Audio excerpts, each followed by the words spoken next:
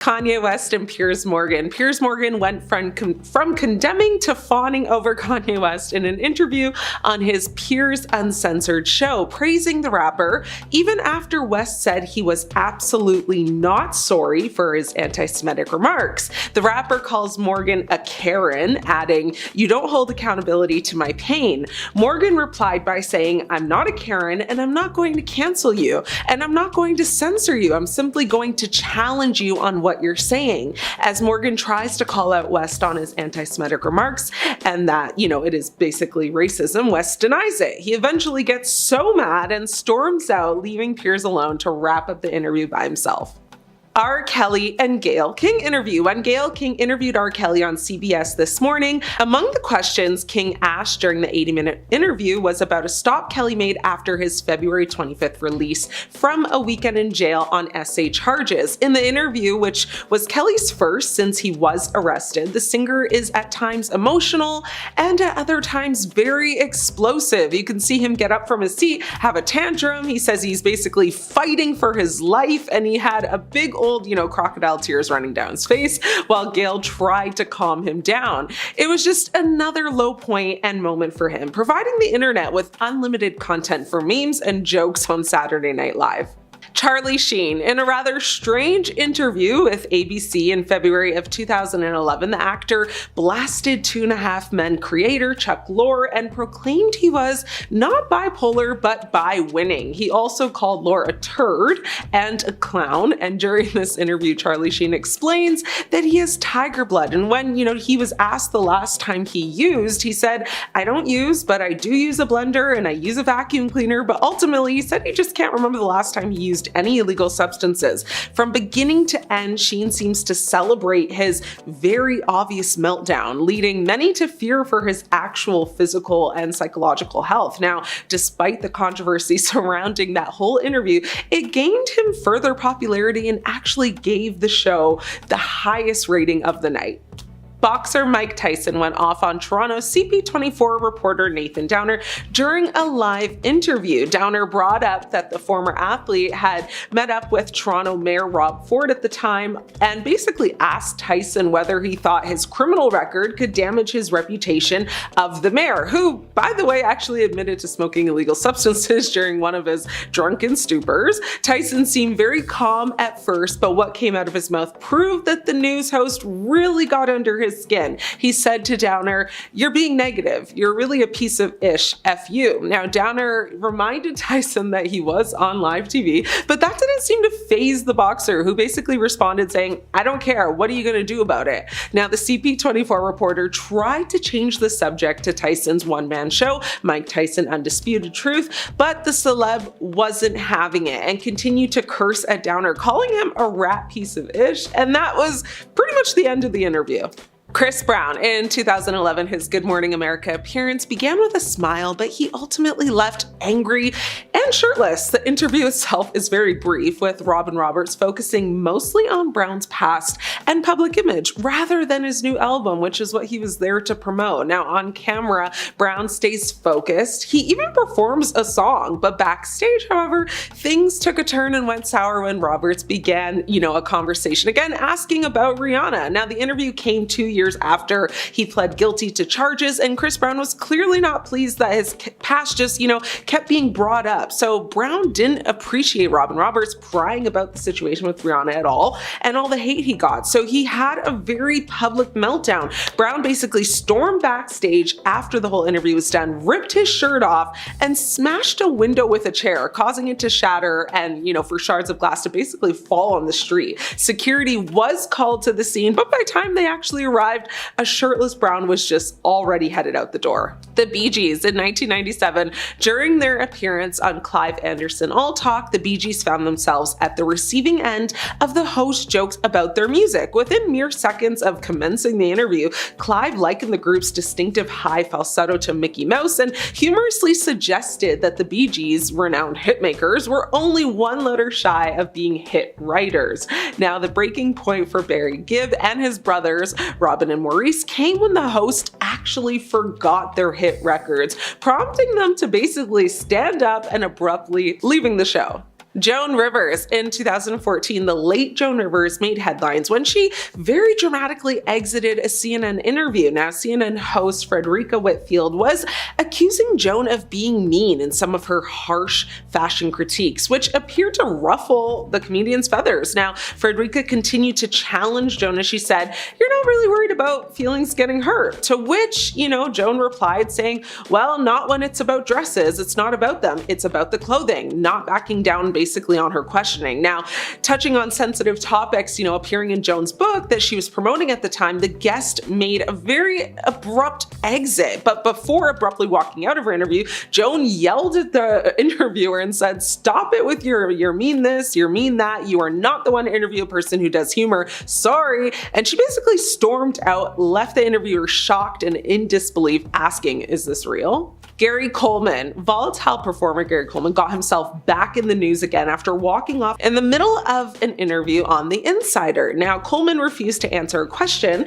asked by panelist and attorney Lisa Bloom as to whether he has a toxic relationship with his wife. He suggested it was ridiculous as he is 4'7" and his wife is 5'6". He let it rip on Bloom before storming away, which was kind of unhelpful when you're trying to deny stories that suggest you may have issues in your relationship. The former Diff'rent Strokes star was arrested on an outstanding warrant after police received a domestic disturbance call from his house. It follows just though a string of stories in the media over domestic issues and run-ins with the law for him. Jennifer Lawrence appeared to have had a very stern word with a journalist who was using his phone during her winner's press conference at the Golden Globes. Now, the actress, who at the time won Best Supporting Actress in a Comedy for David O. Russell's film Joy, was speaking to a crowded room of reporters backstage when the moment occurred. The journalist in question was Juan Pablo Fernandez Fio, who was covering the LA event for E! News. Now, as he began to ask his question, Lawrence interrupted, wagging her finger at him, saying, "You can't just live your life behind your phone, bro. You can't do that. You've got to live in the now." Now, as the crowd laughed, of course, Fernandez Fio apologized before continuing. He said, "How do you see yourself for Oscar night?" Now, interrupting him again, Lawrence said, "We're at the Golden Globes. If you put your phone down, you'd know that." Now, it is believed that the reporter, who can be heard speaking with a very strong accent, was reading a question from his phone. While the reason behind the phone usage is uncertain, the reporter's Twitter account is full of retweets slamming the actress's actions. Was this one joke just a little too far for the actress? I mean, I think, yeah, because people took to social media to express their outrage and disgust over the situation, calling her rude. Billie Joe Armstrong. Now, if for 1 minute you thought Billie Joe Armstrong was Justin Bieber, he certainly put you straight at the 2012 iHeartRadio Festival. There's still quite some argument about what led to this rock star's outburst, but the general, gist is that Armstrong and his band Green Day had been allotted a 45-minute set at the event, only to have their time cut short because Usher took up too much. If true, then it clearly didn't go down well with him. Armstrong launched into a very explosive-filled tirade that ended with him smashing his guitar on stage. The band later apologized, of course, for the incident, but we gotta say it was very rock and roll. Last but not least, we have David Hasselhoff. Now, in 2007, a video surfaced showing a very drunk and shirtless David Hasselhoff struggling to eat a hamburger while lying on the floor. These things all came together to form a recipe of pure WTF am I watching. Now, it turned out the Baywatch star's daughter, Taylor Ann, had made the video to show her dad the seriousness of his drinking problem. While it was not a fun experience for the Hoff, he later said the video played a very pivotal role in his recovery journey and acknowledged that the public exposure served as kind of a wake-up call. As you watch the former Baywatch star at his absolute worst, you can hear his daughter pleading with him to stop drinking as he very clumsily eats the burger while sprawled out on the floor. So yeah, deeply undignified. The video, was a form of tough love. And, Hasselhoff was attempting to recover from his substance disorder, but, he was actually caught mid-relapse during what ended up being one heck of a meme-worthy wake-up call all. Now, Hasselhoff's battles with, substance abuse go back to at least 2002 when he first entered rehab. So he briefly lost visitation rights after that video surfaced, but he since has had them restored. Now, as of this year, reports indicate that he remains committed to his sobriety. So in March of 2012, Kim Kardashian was doused in flour while walking the red carpet at the launch of her perfume, True Reflection, in West Hollywood. Now, prior to the attack, Kim looked really cute. She was wearing these tight black pants, a matching blazer, a bright blue blouse. It was fun. It was that business casual-esque sort of look, but the flour ended up covering her entire upper half and her hair, and getting that out of your hair, it's like paste. So at the time, TMZ reported that Kim and her momager, Kris Jenner, were quickly ushered into a private room following the incident, and then Kim came back out later, laughing off the ordeal, being like, "Oh my gosh, that is probably the craziest, unexpected, weird thing that ever happened to me. Like, I said to my makeup artist that I wanted more powder, and that's a whole lot of translucent powder right there." Meanwhile, the assailant reportedly ran off after throwing the flour, but was intercepted by somebody who worked for Kim and held until the police arrived. She was arrested, but Kim opted not to press charges, with the woman being released shortly afterwards. Now, at the time, everybody thought that the attack was animal rights oriented. Apparently, the woman shouted "fur hog" when she threw the flour. And previously, PETA had called out Kim for her love of fur, but the organization denied that they were involved. And trust me, they love to take credit when they do something like that. So here's the thing, folks. Kim Kardashian's former media strategist, Shiraz Hassan, alleged that the infamous incident was actually staged to help promote this whole perfume launch. In the documentary, The Kardashians' Billion-Dollar Dynasty, he claimed he told her, "Okay, this is what's gonna happen, you're gonna be fine, you're gonna be safe, but we're going to create a media moment. If we create media gold, guess what's gonna happen? Everybody's going to be talking about your perfume, everybody's going to buy it." Well, that's a weird way of doing it, but I guess no publicity is bad publicity?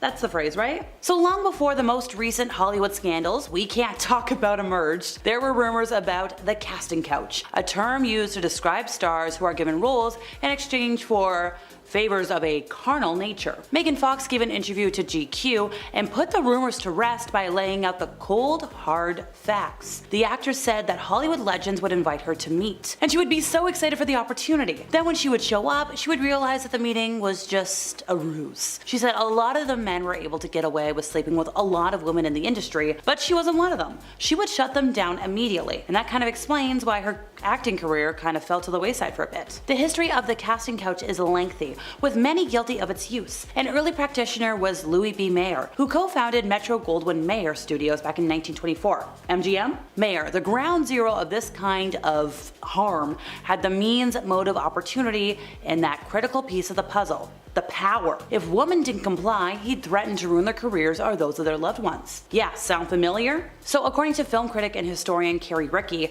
the perils for women in Hollywood are embedded, like landmines, from an actress's debut to her swan song. This is a place where big moguls wouldn't cast starlets unless they auditioned in bed, which so freaking gross. So everybody calls Elvis Presley the king of rock and roll, but I think that title really belongs to Chuck Berry. The man was a rock pioneer, and with a little help from Marty McFly, he produced some all-time classics like Johnny B. Good, Roll Over Beethoven. Rolling Stone even went so far as to deem him the 5th greatest artist of all time. But and it's a big one. Well, he's one of America's greatest musicians. There are some who'd say he's also one of America's biggest creeps.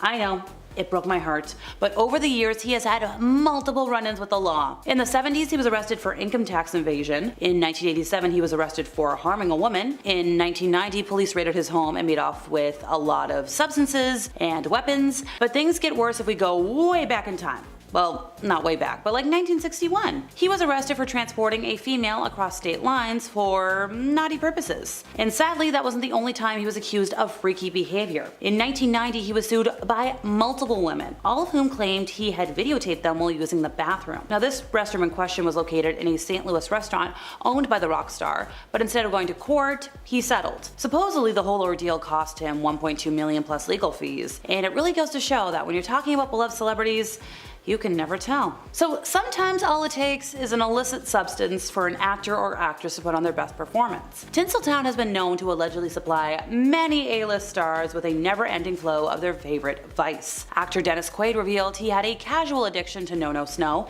before becoming a huge star. When he first moved to LA in 1974, he dabbled with it here and there, but things didn't get out of control until he was booked to appear in mainstream films. He did reveal that No No Snow was listed in movies' budgets, but it was disguised as petty cash to keep the substance stuff on sets a secret, or an open secret. He claimed this was freely given out on movie sets because it was the norm. It was something everybody was doing. Now, looking back on it, he called his addiction one of the biggest mistakes he ever made. He said being addicted to it caused his entire life to fall apart. Even Jack Nicholson has spoken candidly about his use of substances. In a 1980 interview, he said, it ain't no big thing, and he still loved to, have fun about 4 days a week, which that sounds a little dangerous, a little too much, but what do I know? The Brady Bunch was one of TV's most wholesome shows. When it first hit the air in 1969, it was one of the first TV shows to portray a blended family. Whether you watched the show when it first aired or caught it in reruns,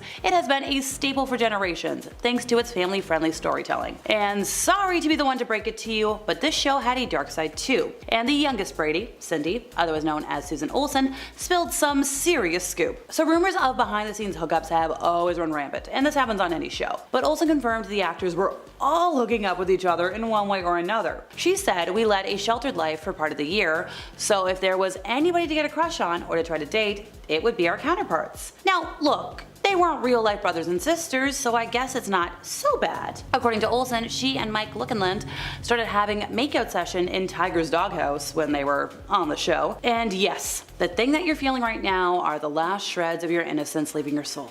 I know. I'm sorry to break your heart. So Mean Girls was a hit when it released in 2004, and it's gone on to become a cultural phenomenon. This film, starring Lindsay Lohan and Rachel McAdams, gave us The Plastics, it gave us Fetch, Burn Books, Pink Wednesdays. It's inspired a whole culture. It's infiltrated our language. When you compare somebody to Regina George, you know what it means. There's references scattered throughout pop culture to this day. However, despite everything that's been written about the film, there's a dark side of it that's rarely ever been addressed. So Daniel, who played level pal Damien, was a real-life victim of bullying, on this set and on other sets. It took many years for him to open up about the experience, only going public in 2007 when he accused actress Bijou Phillips of bullying him. Now, the pair worked together on his first film, ironically named Bully in 2001, and he accused her of body-shaming him and making him feel uncomfortable by asking about his sexuality. Now, Phillips later issued a public apology, but denied being homophobic. So powerful figures in Hollywood have continued to enjoy strong careers even after horrible allegations of on-set harm. Let's spin the wheel, Quentin Tarantino. In an interview with the New York Times about a disgraced Hollywood producer, Uma Thurman talked about her experience with Tarantino on Pulp Fiction and many other movies, and she said that he both put his hands around her neck and spit on her for different moments in the films. And he confirmed these allegations, but he defended his reasoning. Uma Thurman also said that Tarantino pushed her into doing a dangerous stunt that ended in a serious car accident. Now, she's forgiven him, because apparently he sent her the footage and called it the biggest regret of his life, but she continues to blame, rightfully so, all the producers for the traumatic event and their alleged efforts to cover it up. Now, in response to these allegations, in a statement to The Hollywood Reporter, one producer said, "I deeply regret that Uma suffered the pain she has, both physically and emotionally, for all of these years from the accident that occurred on the set. The safety of the producers who work on the movies I produce is vital to me. I will never let anyone down."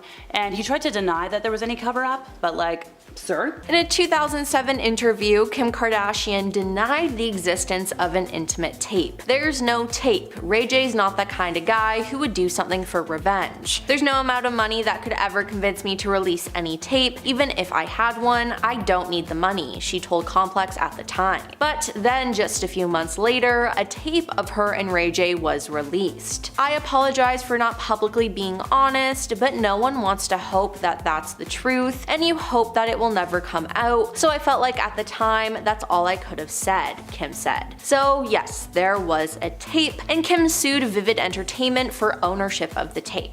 In late April 2007, Kim dropped a suit against them and settled for $5 million. Now, all the blame was put on Ray J for releasing the video. But after all these years, Ray J maintains his innocence. He said, "I've sat in the shadows for over 14 years, allowing the Kardashians to use my name, to abuse my name, make billions of dollars over a decade and a half, talking about a topic I've never really spoken about. I've never leaked anything, I've never leaked a tape in my life," he said. Now, he claims that Kim and her mother, Kris Jenner, negotiated the release of the tape in the early 2000s. Now, Kris apparently watched 3 different Ray J and Kim tapes and chose to leak the one that gave her daughter a better look. Now, that's true, that is just very gross. Now, Kris has denied playing a role in getting her daughter's tape released, and she even took a lie detector test on the James Corden show. But Ray J is still adamant that they did help. Looking back, Ray J said he is embarrassed of the tape. When asked, he said, yes, he is embarrassed, mostly for his children. "I have kids now, everything I did now when we have kids is just totally different. The whole thing is wacky. With my kids, I'm not okay," Ray J said. Now, we all thought this was done in 2007, but in 2022, there were rumors that there was another tape. In the end, Kanye West went and met with Ray J to get the rest of the footage, or so he says. Ray J said that all the intimate tapes were kept at Kim's house in a shoebox under her bed. "I mean, this is all a lie. Since we first released this tape, this has been the biggest lie in the history of the entertainment industry," he said. "They're not letting the world know that there are a bunch of tapes that we made, but they're not going anywhere because she has them all," Ray J said. So, was the whole thing with Kanye a lie then? I don't know, and I honestly don't know who to believe. Now, in 2013, Reese Witherspoon's husband, Jim Toth, was arrested for drunk driving. Reese was in the car with him in the passenger seat while also intoxicated. The police report said that Miss Witherspoon began to hang out the window and said she did not believe I was a real police officer, the arresting officer wrote. After she defied his order to stay in the car and started ranting about her right as an American citizen to stand on American ground, he handcuffed her and she went the full cliche, "Do you know my name? You're about to find out who I am. You are going to be on national news." Now, Reese was arrested and charged of disorderly conduct due to this. She then later released a statement apologizing for her behavior to police. She said, "I clearly had one drink too many and I am deeply embarrassed about the things I said. It was definitely a scary situation and I was frightened for my husband, but that's no excuse. I was disrespectful to the officer who was just doing his job. I have nothing but respect for the police and I'm very sorry for my behavior." Yikes, that is just truly embarrassing. Now, when she was a teenager, Britney Spears famously said that she was saving herself for marriage. Some people question this though, because at the time she was dating heartthrob Justin Timberlake. But Britney maintained that she was not intimate with him. Now, that was until after they broke up and Justin told the truth. In a radio interview with Star and Buck Wild from 2002, Justin was asked whether he had been intimate with Britney, and he laughingly replied, "Okay, yeah, I did it." Now, this made many fans mad at Justin for revealing and bragging about this, but the heat was also put on Britney for not being as innocent as she appeared to be. Then, to top it all off, just recently, Britney revealed in her memoir that she terminated her pregnancy when she became pregnant with Justin's child. "It was a surprise, but for me, it wasn't a tragedy. I love Justin so much, I always expected us to have a family together one day." She then wrote, "But Justin definitely wasn't happy about the pregnancy. He says we weren't ready to have a baby in our lives, that we were too young." She went on to describe the procedure as one of the most agonizing things I've ever experienced in my life. Now, it also was an at-home termination, as she didn't go to a clinic, as she didn't want anyone to find out. Now, not to mention, she also found out that Justin cheated on her with multiple people. Now, Mel Gibson has a whole list of controversies. The Gay and Lesbian Alliance Against Defamation, GLAAD, accused Mel of homophobia after a December 1991 interview with the Spanish newspaper El Paso, which he made a derogatory comment about gay people. Now, Mel later defended his comments and rejected calls to apologize, even as he faced accusations of homophobia. Then later, on July 28, 2006, Mel was arrested by Sheriff's Deputy James Mee of the Los Angeles County Sheriff's Department for driving under the influence, a DUI, while speeding in his vehicle with an open container of alcohol. But when he was arrested, he went on a disgusting rant just being extremely racist. Then in July 2010, he he had been recorded during a phone call with his now ex-girlfriend and said some pretty horrible things that I cannot repeat. Now, due to that, he was barred from coming near her or their daughter due to a restraining order. His controversial statements resulted in him being blacklisted from Hollywood for almost a decade, which is good because he seems to have just like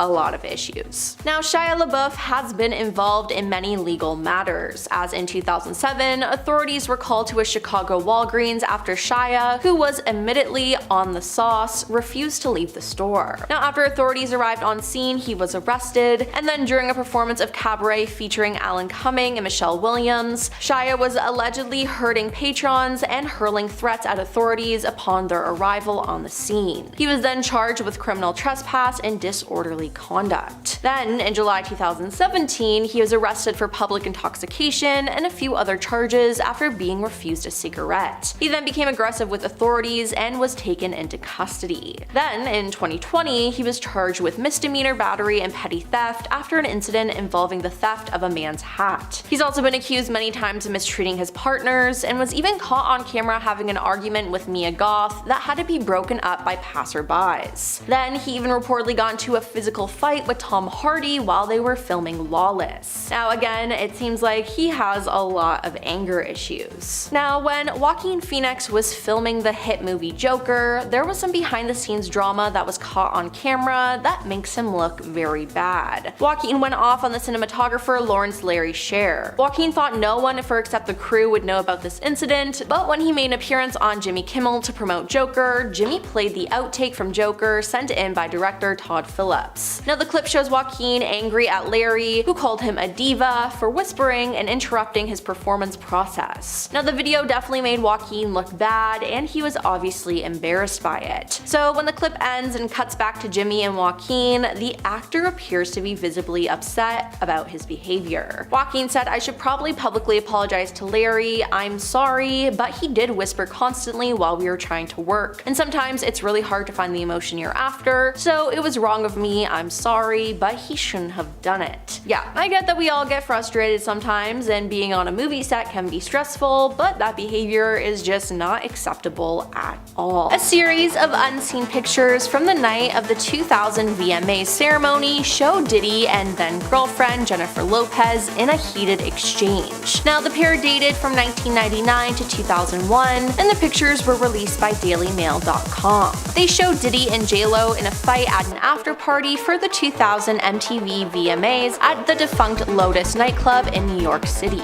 Now, the photos were taken on September 7th, a day that Diddy has been accused of committing a horrible crime.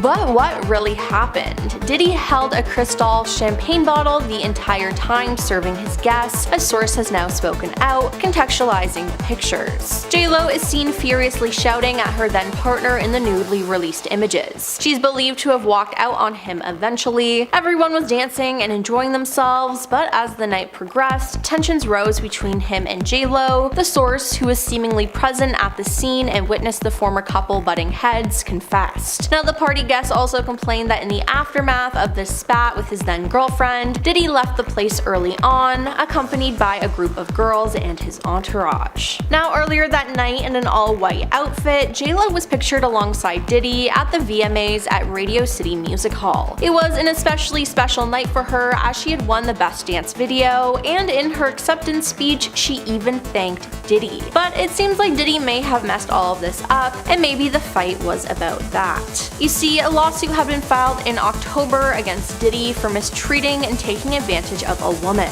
The anonymous accuser, identified only as Jane Doe, said the incident happened after she was driven to an MTV VMA after party in the year 2000. Now, it seems like this could have happened after Diddy left the nightclub. The lawsuit says that a friend dropped Jane off at the VMAs at the Radio City Music Hall. She did not have a ticket, and she approached various limousine drivers to try to gain access to the show or simply to an after party. Now, one driver, the lawsuit says, told her that he worked for Diddy and that she fit what Diddy was looking for. He invited her to a party after the show and told her to return to his car later in the evening after he transported Diddy and Jay-Z. Now, later in the night, the driver picked her up, and after 20 minutes, they arrived at a white house with a U-shaped driveway, the suit says. Now, Jane Doe then had to sign a document she believed was a non-disclosure agreement on arrival to enter the party, which the suit says was filled with celebrities. While there, she says she was offered a drink that made her feel woozy, lightheaded, and felt like she needed to lie down, so she went into a room to rest. Shortly afterwards, the suit says that Diddy and Jay-Z entered the room with Diddy saying, "You are ready to party."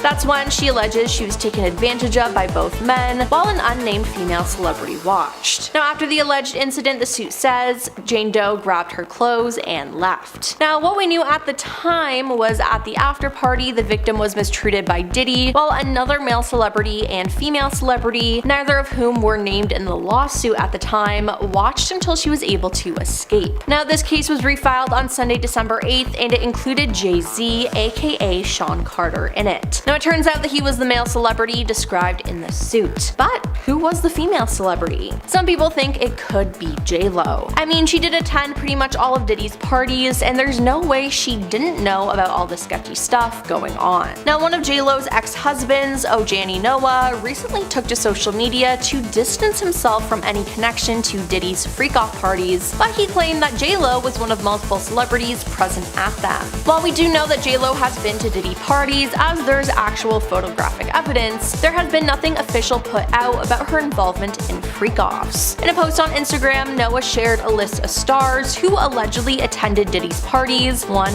being J-Lo. "I'm not on the list," he captioned the post. To those people and media outlets asking if I ever went or participated in that piece of Diddy's freak-off parties, no and no, never. But my ex-wife, Jennifer Lopez, aka J-Lo, did ask her. But now it seems like J-Lo is refusing to speak about her ex Diddy. She walked out of an autographing signing at AFI Fest 2024 when someone in the crowd asked her if she had any comments about Diddy and the allegations, according to the US Mirror. Now, the tabloid reported that the singer left immediately despite fans' pleas that she stay, and don't expect her to say anything. In May, after video footage of Diddy hurting his ex-girlfriend Cassie Ventura was brought to light, J-Lo stayed silent. Many of Diddy's other exes have spoken out against him, but not J-Lo. Though tabloid sources claim that the Cassie footage disgusted her, J-Lo was silent on the subject and has stayed that way. Sources have been saying that Jen is not going to address the accusations or take time to talk about them because it's not her story to tell. If an interviewer brought it up, she would cross that path when it happens, but she won't address it publicly and will not put herself in that conversation on purpose. But J-Lo has spoken out in the past before about her relationship with Diddy, and some people believe that she might be a victim of his. Throughout their relationship and then after their breakup, J-Lo was aware of rumors that Diddy was cheating on her. Now, Diddy has admitted to cheating on multiple girlfriends in the past, so she was most likely right. "It was the first time I was with someone who wasn't faithful," she told Vibe magazine after the breakup. "I was in a relationship with Puff where I was totally crying, crazy, and going nuts. It really took my whole life in a tailspin." Now, she then grew increasingly concerned about his fidelity. "I never caught him, but I just knew," she said of the cheating. He'd say he was going to the club for a couple of hours and never come back that night. Now, Diddy himself admitted that he was often unfaithful in relationships. But with Diddy's recent arrest, people have been questioning how he treated J-Lo. An anonymous source said he was very controlling, he would constantly put her in uncomfortable situations. "This is a good girl from the Bronx who never got into trouble or was wild." Now, the source also said he never hurt J-Lo, but she had her longtime manager, Benny Medina, to protect her. Benny would have ended Puffy's life if he laid a hand on J-Lo. But still, Puffy was controlling and demanding. But there's been a conflicting report though, as another source who knew the couple at the time said he definitely manhandled her, but it's a little low to bring that up all now. It's kicking a man when he's down. Then there's also the fact that J-Lo's mom didn't like Diddy. When J-Lo was asked about Diddy in 2022 when she was on the Wendy Williams show, Wendy asked if she and Diddy would ever get back together. Now, J-Lo laughed and shook her head as the cameras panned to her mom sitting in the audience. Now, J-Lo's mother looked furious hilarious as she shouted no while waving her hand back and forth. Now, that reaction spoke volumes, and it seemed like she knew something the rest of us didn't. Now, it's important to note that J-Lo has not been connected legally to any of Diddy's crimes. The only celebrity who's been named with him is Jay-Z, who is obviously denying all the claim. Will Smith's actions at the 2022 Oscars had repercussions no one could have predicted. You had to know we start with this one. The actor was once Hollywood royalty, a big name, the kind of name to draw audiences in, but now he just pushes them away, unfortunately. That slap at the Oscars resulted in a 10-year ban, plus he lost out on future projects. Even projects he was already signed onto, he was reported to have lost or had to have taken like a step back and onto more of like a producer role, just kind of behind the scenes stuff. Then there was the whole thing that happened with his family life because of it. The whole reason the incident happened in the first place was because Chris Rock made a joke about Jada that she didn't appreciate, and Will was, I guess, like protecting her, but Jada later revealed that her and Will weren't even together at the time. The moment it happened in a room full of the most influential people in the entertainment industry, and everybody had something to say about it after. Celebrities were posting left and right about how they didn't feel safe even if they weren't involved in the incident at all. It's unfortunate, but the actor is now more known for this one action than his entire acting career. J-Lo's new documentary and her behavior at the Met Gala have many people choosing to let the star go for good. J-Lo has a history of being rude on camera, at least that's what some people have gathered from videos that have gone viral on various social media sites. She also allegedly has a reputation among service workers to not treat them very well and even retract a large tip should her husband, Ben Affleck, leave one. This is unconfirmed, of course, but multiple people have shared similar stories online. Now the public's attention is on a video of J-Lo at this year's Met Gala. In the video, you can see J-Lo ascending the Met Gala steps right beside the interviewers positioned on the sidelines. These interviewers, they are ready with their questions and ready to capture answers with their cameras. Anika Reed was one of the interviewers on the side. She is famous on TikTok with over 38,000 followers. Those 38,000 followers and more were graced with a clip of J-Lo that night, and the clip was quickly torn apart. In the video, you can hear Anika ask who J-Lo is wearing, and with barely a glance to the side, J-Lo says a quick scaparelli before continuing up the steps. Those who viewed the video did not appreciate the singer's actions, many saying the interaction was rude. When J-Lo is compared to other celebs that night, she does admittedly appear a little bit colder. Other celebs answered Anika's questions with a big smile or at least more than one word. The J-Lo video currently has over 17 million views on TikTok. J-Lo's new documentary, The Greatest Love Story Never Told, is digging a deeper hole for the performer. The documentary is all about J-Lo creating her movie, and that movie is music-based, so there is dancing. J-Lo wanted the best of the best to choreograph that dancing. She wanted Derek Hough. The problem was Derek Hough was unavailable because he was in a wedding, his wedding. On camera, when J-Lo found out he couldn't come, even when she found out the reason, she still insisted on contacting him and even made a point to say that they would only need him for a few days. Thankfully, no weddings were moved, but filming dates were. Hough revealed in an interview that Lopez worked around him and not the other way around. One would think Kanye West would have been out of the game from a stunt at the 2009 VMAs, but nope. Turns out making controversial statements a decade later, not always backed up by trustworthy sources, would be the deal breaker. West was caught on camera at the first campaign event he'd had for his failed presidential run, saying some things about history that came off as not true at all. He was heavily criticized for them by his community and those outside of it for the words he said. Since then, he has gone on numerous worrying Twitter rants and made some scary comments about his family, and of course, divorced Kim K. Recently, West did release a new album, but even that had its hardships. The album was put up but then taken down from Apple Music soon after due to copyright issues. Janet Jackson and Justin Timberlake's Super Bowl performance was incredibly career damaging, but only for one of them. During their halftime performance, Janet was supposed to do a big costume reveal. All Justin Timberlake had to do was rip off a piece of her shirt to reveal like a bralette. However, he managed to rip off everything, and Jackson was exposed to the thousands of fans in the stadium and millions watching at home. Somehow, the after effects were worse than the moment though. Jackson took all the heat for the mistake, and Justin managed to pretty much walk free.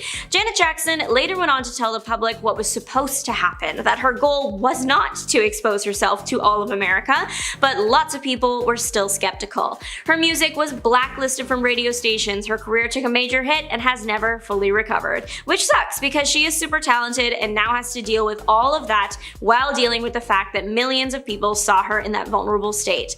She told USA Today that the situation was truly embarrassing. The general public is still divided about whether or not this whole thing was planned or not, so let me know in the comments what you think. Miley is back in the game and winning Grammys, but she was once the internet's person to hate. The reason people started to dislike the Hannah Montana star was because she made such a major shift in image, a shift that was much more mature and over the top than anything anyone had seen from her, and people felt uncomfortable. Miley's performance at the MTV Video Music Awards with Robin Thicke back in 2013 was unforgettable, and many even said inappropriate. Miley performed with a nude set on, so if you weren't looking at her very closely, you might mistakenly think she was unclothed, but that wasn't even the thing that people had an issue with during the performance. The big controversy was what Miley did with a foam finger she was performing with. The star made suggestive movements with it, things that are usually not supposed to happen on live TV. Even the inventor of an early version of the foam finger weighed in, saying Cyrus took an honorable icon that is seen in sporting venues everywhere and degraded it. It took a while after the incident for Cyrus's career to recover, but she is now back on top of the world,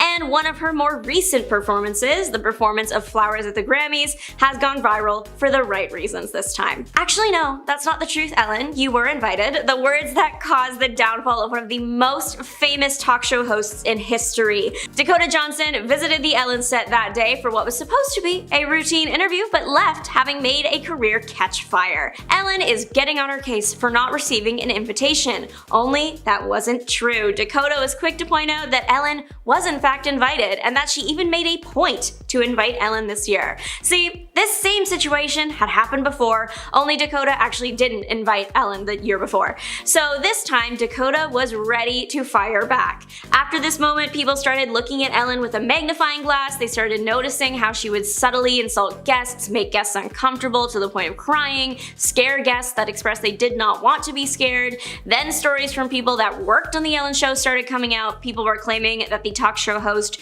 was not as kind as she claimed to be. Pretty soon, Ellen lost all public favor and has not been able to gain it back. Matt Rife is another comedian that has lost the majority of his fame. He was super popular on TikTok. Pretty soon, he had a deal with Netflix, and his Netflix special was set to premiere in November of 2023. The premiere is where the trouble started.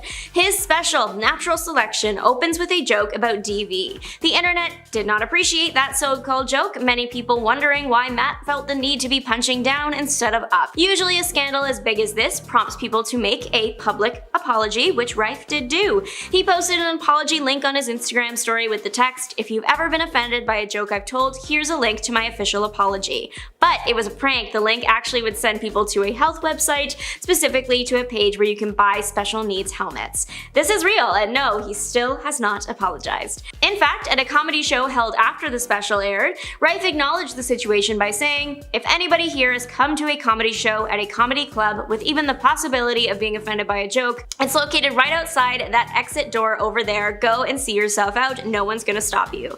As the controversy was unfolding, there were a bunch of people online weighing in on the issue. One was a little boy who just said that Matt was mean to girls, and Matt decided that this boy was who he wanted to go up against and commented, "Santa Claus isn't real. Your mom buys you presents with the money she makes on OF. Good luck."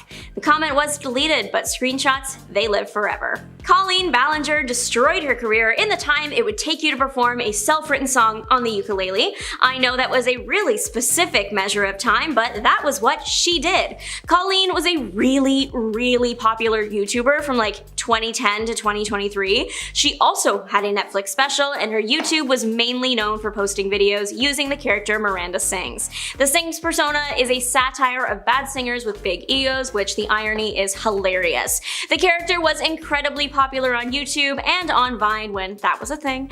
Her career took off. Her audience was mainly younger, and she did not always behave super appropriately with these younger fans. As early as 2020, allegations were coming out about Colleen creating an inappropriate relationship with fans, but everything really came crashing down in 2023. More allegations were coming out, screenshots were being shared, and pretty soon Colleen's live gigs and guest appearances were being cancelled left and right. Colleen decided decided the way to address this very serious situation was to defend herself by singing on the ukulele. Why did she choose to sing? I'm so glad you asked. She revealed that she was advised by her team to not speak on the issue, but they didn't say she couldn't sing. The video wasn't received well. A few months later, she posted a speaking apology for the song, but people were pretty much done with her at that point. She's still vlogging, just not to as big of an audience.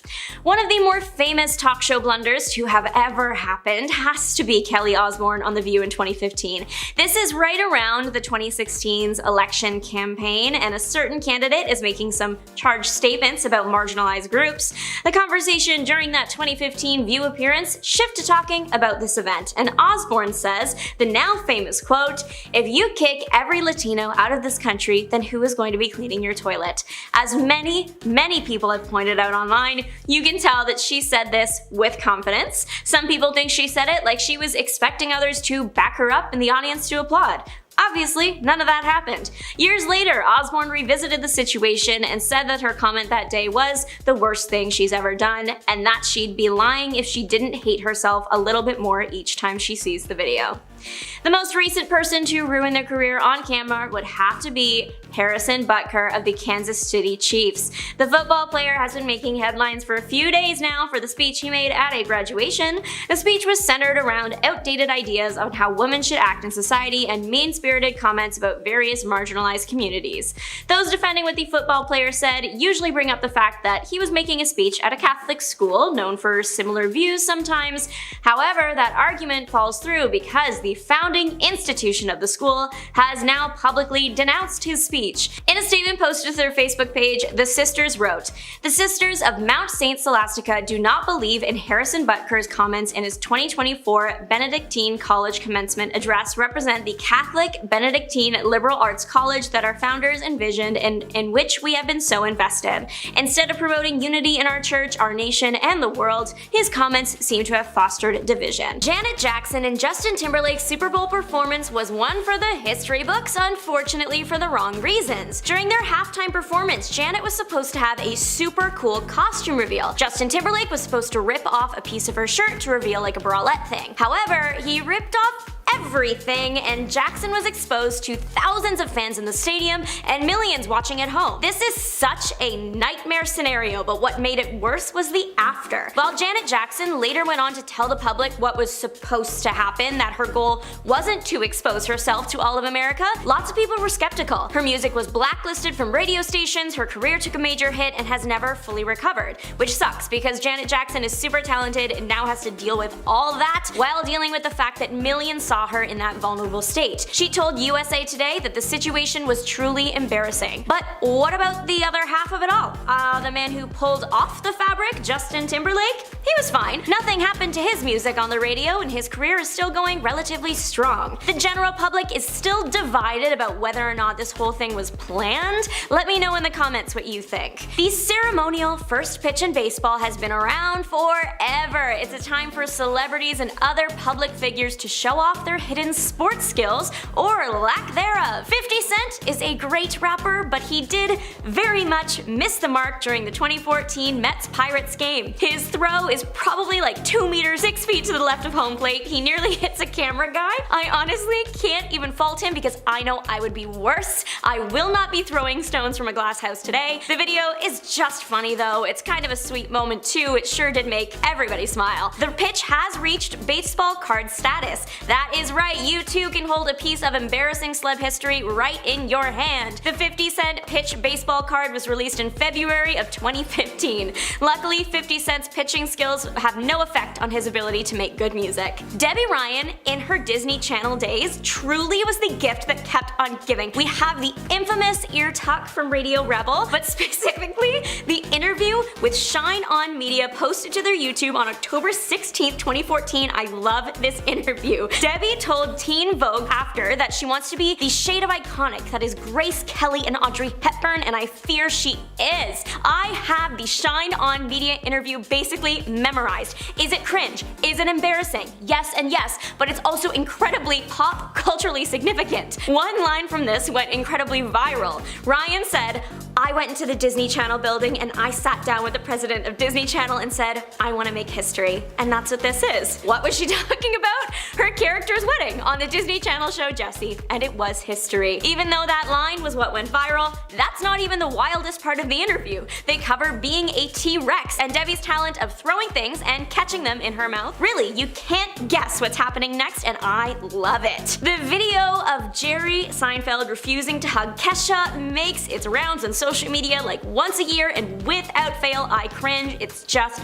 pain. You know, you're not entitled to anyone no matter who you are or how big of a fan you are, but to get rejected on a red carpet while the person you look up to is doing an interview and then after them saying they don't know who you are, that is brutal, dude. It's a hard watch. Kesha tries 3 times for a hug and nope. The incident happened on the night of Laughter and Song Red Carpet in 2017. Seinfeld did go on to explain his side of the story, saying, I was right in the middle of an interview, it was a little off, and I don't hug a total stranger. I have to meet someone, say hello, I got to start somewhere. In 2018, an unlikely individual got revenge for Kesha. Cardi B! Cardi B was on Between Two Ferns with Zach Galifianakis, and Seinfeld was there as well. As Cardi exits the interview, she hugs Zach, but totally ignores Seinfeld, to which Seinfeld responds, that was the opposite of what happened with Kesha. Apparently, Kesha and Jerry Seinfeld have met up again and laughed about the moment together, but I'm not sure if a hug has happened yet. Justin Bieber was 18 years old when he threw up in front of thousands of people. I don't know if y'all have ever thrown up, but that's personal. You don't want to be doing that in front of thousands of adoring fans. It happened during Justin's Believe tour in 2012 on the first night. The first incident was during Justin's song Out of Town Girl, where it happened right on the stage. You can see the tour dancers trying to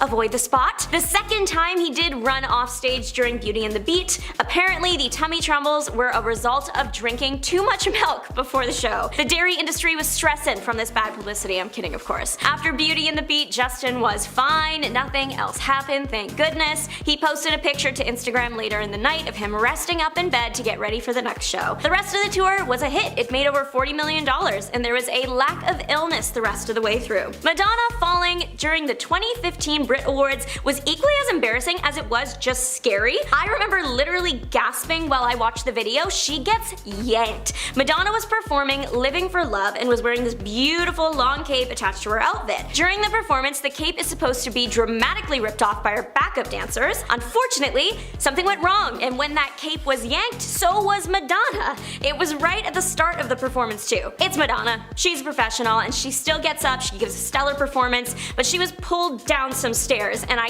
can't even imagine being the person that pulled Madonna down the stairs. How did they keep going? Apparently, everything went so wrong because there were changes made to her cape and the choreo. She explained her side of the story on the Jonathan Ross show, saying the situation was a horrible nightmare and a horror show for the audience and her. She did receive a medical check-in and thankfully was okay. The 2013 Oscars were iconic for one reason, and that was the Jennifer Lawrence stair trip. 22-year-old Lawrence had just won the Oscar for Best Actress. She's wearing this beautiful long gown, which is her undoing because she trips and falls on her way up the stairs. But it's Jennifer Lawrence, so she plays it off so well, works it into her speech. She gets a standing ovation, and when she's finally up to the podium, she addresses the crowd saying, "You guys are just standing up because you feel bad that I fell, and that's really embarrassing." The crowd loves her, and though it was embarrassing, now it's part of the Lawrence charm to be a little bit clumsy. It's why we love her. She's human just like us. And honestly, if you look at pictures of the fall, she still looks great. Kanye stealing the mic from Taylor Swift at the 2009 VMAs just gets worse the longer you think about it. I remember first hearing about this and thinking that maybe Kanye was the presenter or something, but no,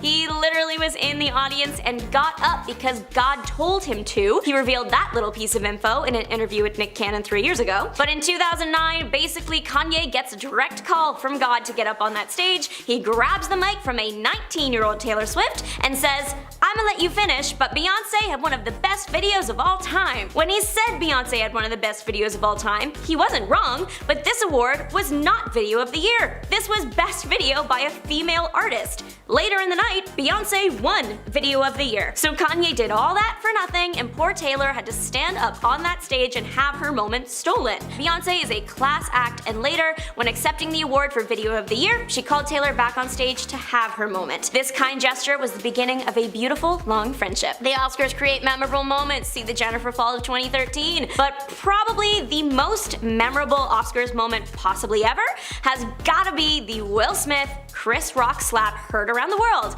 I remember where I was. It was 2022 and Chris Rock is doing his little bit before announcing the Best Documentary Feature Award, and he makes a joke about Jada Pinkett Smith's shaved head. Jada has alopecia, a disease that causes hair loss, so the joke was in poor taste. Will Smith decided the best way to handle the situation was to walk right up on the stage and slap Chris Rock across the face, then scream at him from the audience. The entire thing was so wild, no one knew if it was real or not, and when it was confirmed to have not been scripted, it was all anybody talked about for the next few weeks. Will Smith is now banned from attending the Oscars for 10 years, and his career has taken a pretty substantial hit since that show. Even a year later, we're still getting new info about the incident. Ahead of the memoir release, Jada told People that her and Will were separated for 6 years before the slap, and that just makes it all a little bit worse somehow. For a mood switch before the end here, Fergie singing the national anthem at the 2018 NBA All-Star Basketball Game is one of my favorite videos on the internet. I am of course Canadian, so I have such a vague idea of what the American anthem is, but when I sing it, I'm singing it like her. We know that Fergie is talented, but what happened, right? She was so into it, and if you look at the players' faces, they're all trying not to laugh so hard, it's painful. The Fergie edition of the anthem was so bad, she had to put out a statement saying, "I'm a risk taker artistically, but clearly this rendition didn't strike the intended tone. I love this country and honestly tried my best." I do want to know what the intended tone was, and I want to see soundcheck. This moment was caught in literal 4K, but it is now immortalized in a children's book too. That's real success right there. The book is called The Ferg American National Anthem, A Civic Story. It was released November of 2021, and it's highly encouraged that the reader listen to Fergie's anthem while reading. I love the video every time it's on my For You page. Trust, I am singing along, and the "let's play some basketball" at the end is just such a nice touch. Being slammed online for her behavior in an interview on the Met Gala steps, JLo was a co-chair for the 2024 Met Gala and wore an eye-catching beaded Schiaparelli gown to the charity event. She was seen smiling and posing on the carpet, but not everyone received that megawatt smile. TikToker Annika Reed was present at the Met as an interviewer on the side. She was up close and personal with the stars and got some great shots of the celebs as they ascended the carpet. She was also close enough to ask celebs questions as they were heading up. And it seems not everyone was happy about that. As JLo was making her way past Reed shouted, "Who are you wearing tonight?" Pretty standard red carpet question, but JLo appeared less than impressed. With only a glance over, JLo responds with a quick Schiaparelli before continuing up. When Reed posted the video to her TikTok, the caption suggests she didn't mind JLo's response, but the comment section sure did. Many people calling JLo out for being rude. One person saying Reed receiving a rude JLo interaction was the JLo experience. Another person writing, "Ew, why she have that attitude?" In comparison to other celebs who met Reed's questions with big smiles and the occasional full-length interview, JLo's reaction does make her appear as the outlier. The Met Gala isn't the first major event where JLo was criticized for her actions on the carpet. Glam bots have increased in popularity over the years for good reason. They are the perfect way to showcase a celeb's look and almost always make people look amazing. A glam bot of JLo was posted for her birthday in 2022, but the video did not garner the response the poster probably hoped for.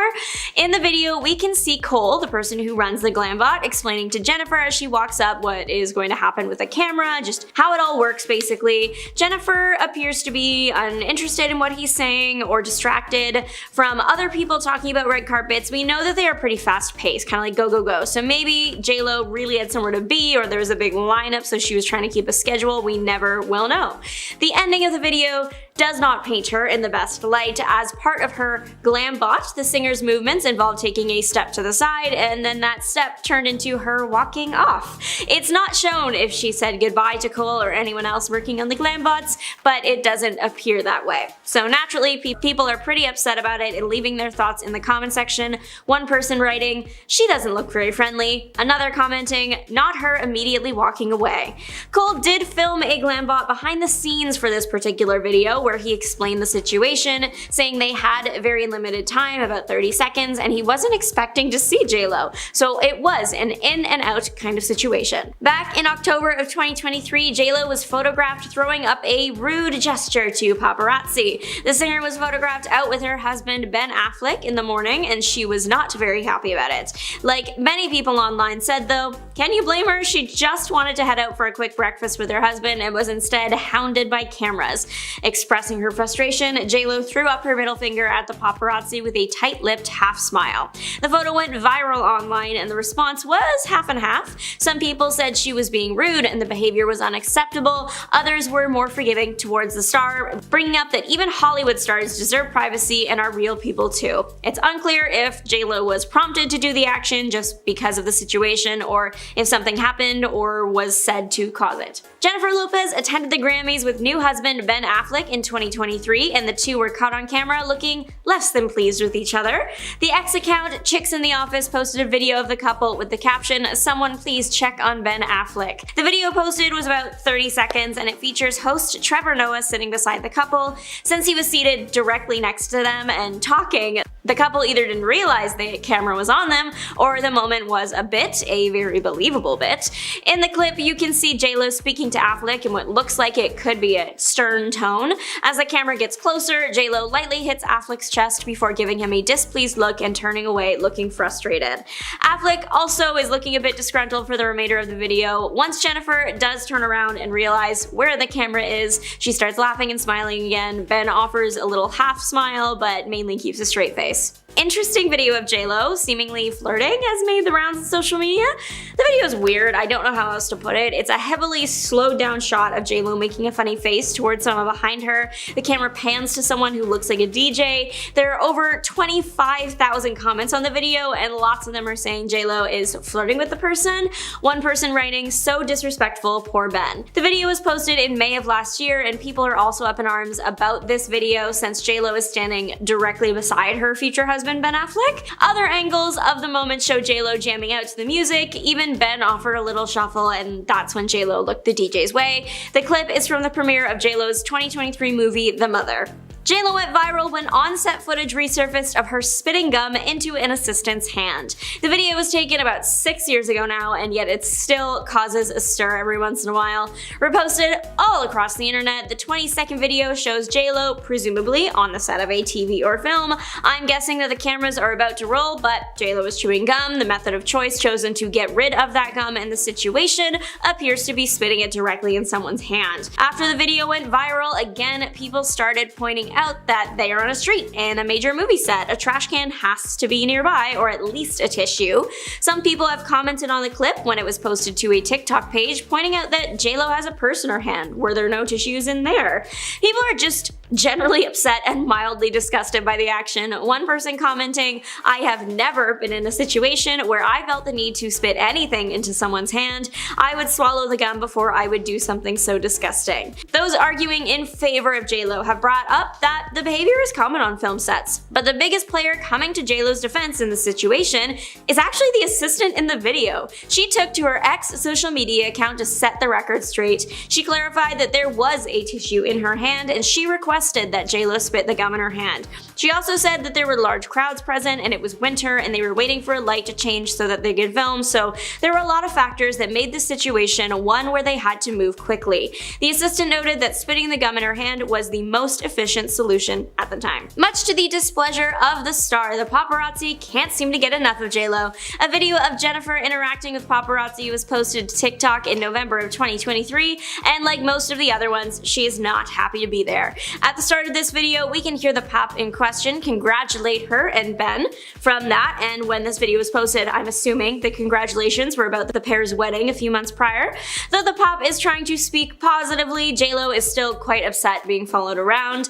As she is getting into her car, we can hear J-Lo say something along the lines of, "Nobody likes leaving their house and having you guys follow them every single day," finishing off her statement with a final, "Nobody likes that," as she continues getting in her car. The paparazzi filming filming can be heard saying, "I understand, Jennifer, I get you," as they continue to get closer to the star. Other footage released of the encounter shows an annoyed-looking JLo and Ben. The spotlight was stolen by a couple's argument at the premiere of JLo's 2023 movie, The Mother. JLo and her future husband Ben Affleck were photographed and filmed on the red carpet, and they did not seem overjoyed to be there. The pair appeared to be arguing with each other on the carpet. It's unclear what about. It could be something serious or something simple, like where they're going to stand next. They were pointing somewhere in the distance, so maybe they were debating whether or not to go inside.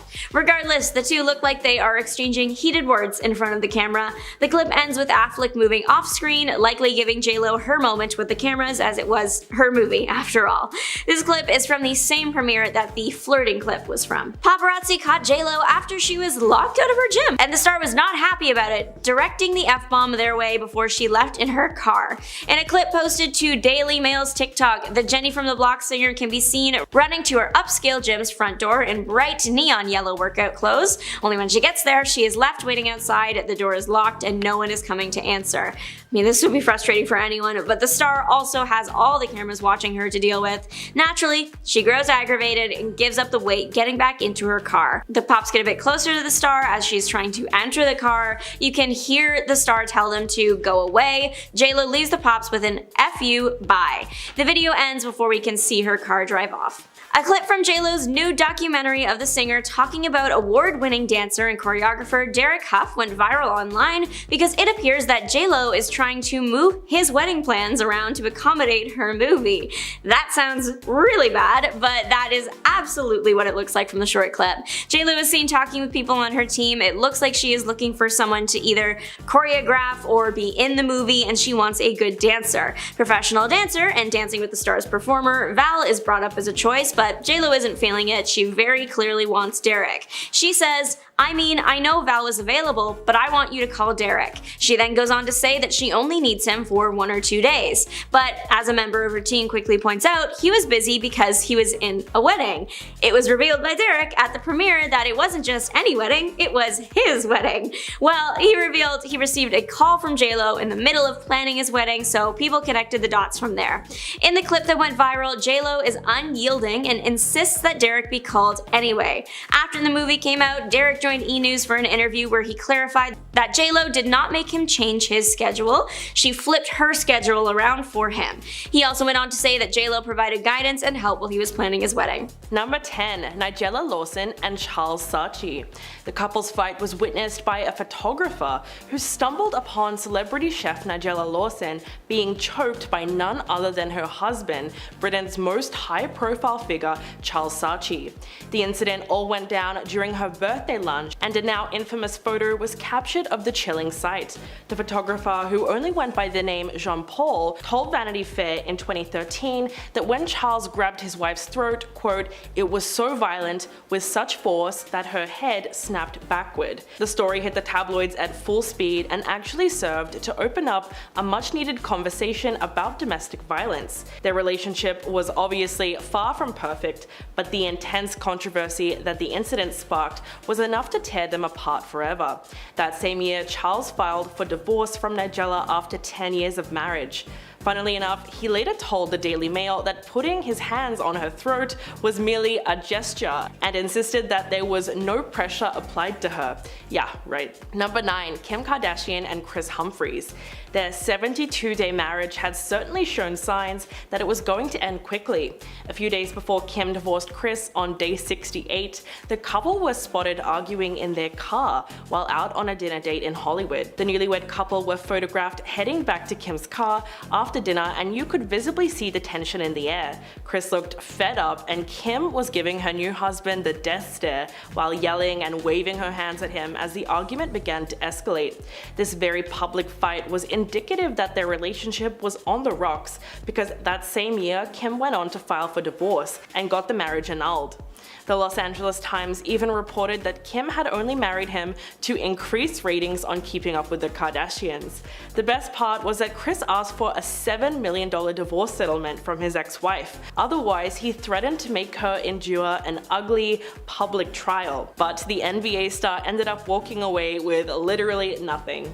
Number 8. Emma Roberts and Evan Peters. The American Horror Story actors first met on the set of Adult World in 2012, and in the short 4 years since then, the two have shared more drama than some of Hollywood's biggest blockbusters.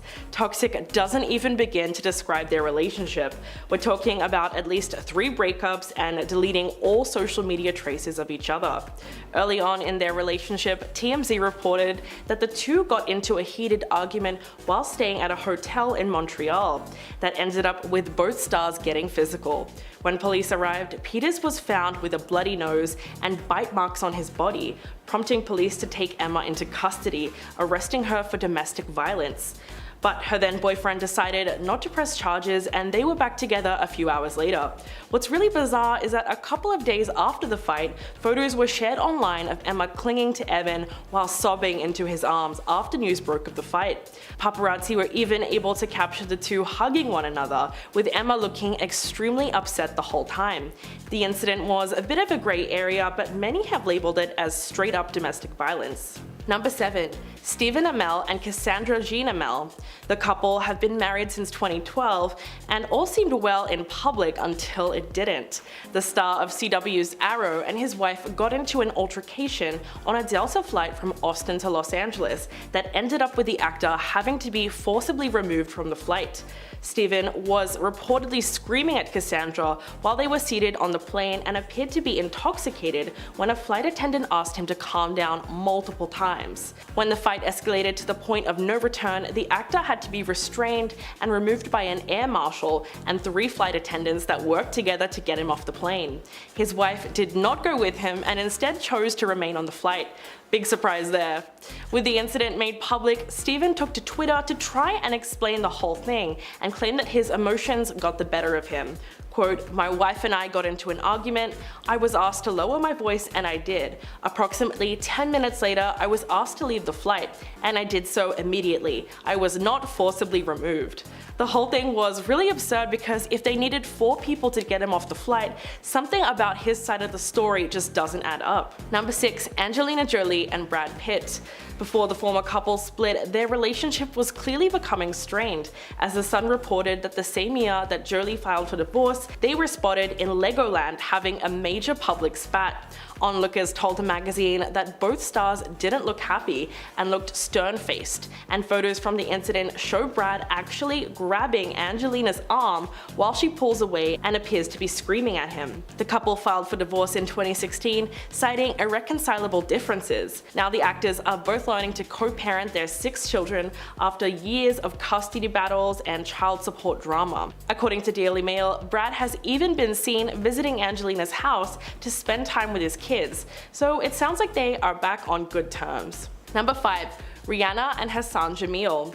The former couple seemed like they were perfect for each other after rumors swirled that the two were engaged in 2017.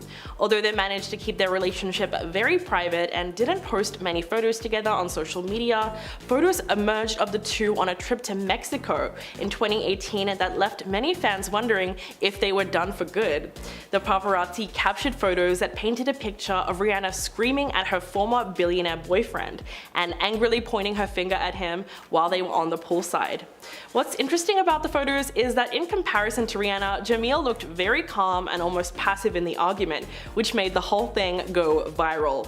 Because of all the noise online, the singer took to Instagram and posted a meme of a female lion roaring at a male lion with the caption, quote, "When you think you know more about soccer, hashtag World Cup 2018.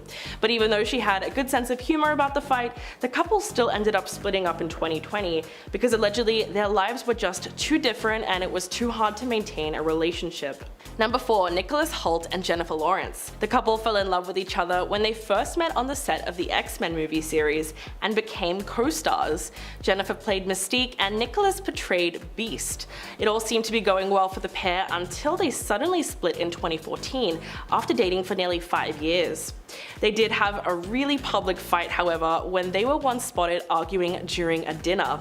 According to reports, the former couple was at a restaurant together when they started really getting into it. Witnesses claim that the actress was upset about something and even threw her hands into the air at one point. Nicholas apparently also got very frustrated as he started shouting at her. Jennifer had apparently had enough with him and broke down as he stormed out of the restaurant. Seems like it was a bit of a mess, but it's great that the former couple have since been able to move on with their respective partners. Number 3. Simon Cowell and Lauren Silverman. This was not just one explosive fight, but actually several. The lid was really blown off the couple's relationship problems when paparazzi captured photos of them in March last year having a tense argument while walking with their son Eric. According to The Sun, passerbys noticed that the X Factor judge had a face like thunder, and their arguing was so loud almost everyone could hear them. In fact, it was reportedly so bad that Lauren got fed up and had to walk away from Simon, while the former American Idol judge decided to cross the road to the other side to put some distance between them, and he walked the rest of the way on the other side of the street. But that wasn't the first time that the pair had a fight in public. In fact, back in 2013, the couple were seen shouting at each other inside a car in New York City. They were even photographed in the middle of an altercation while sitting in the back of an SBU in broad daylight with their windows down. Simon had his hands in the air and Lauren looked like she was crying. I guess it goes to show you that celebrities really are just normal people. Number 2. Beyonce and Jay-Z. Yes, I'm about to talk about the infamous sushi fight. So in 2016, the paparazzi caught the power couple dining at a sushi park restaurant in LA. And from the photos which surfaced online, we can tell that they really got into it. It showed them having anything but a pleasant sushi date. Beyonce was yelling and waving her finger at Jay-Z while he looked like he was glued to his phone the whole time. They say that it's rude to use your phone at dinner, but even worse, he just seems like he wasn't listening to her at all. The truth is, we'll never know what started the public argument, but it wasn't the first intense fight that they've ever been in. This all took place 2 years after the bizarre elevator fight at the 2014 Met Gala between Jay-Z and Beyonce's sister Solange, when she started attacking him by punching and kicking him in an elevator, all while the bodyguards eventually had to restrain her. It was really quite funny because Beyonce was just standing there and watching it all unfold. The 3 artists did make a joint statement about the incident, which read, quote, "They both have apologized to each other and we have moved forward as a united family."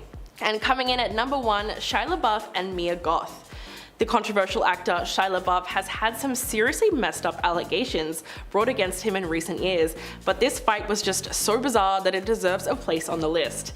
The actor and his former longtime girlfriend Mia Goth, who has recently starred in the horror movie X, got into a heated altercation in Germany in 2015 that was all captured on video. The argument occurred on the streets and got so bad that a few locals had to intervene.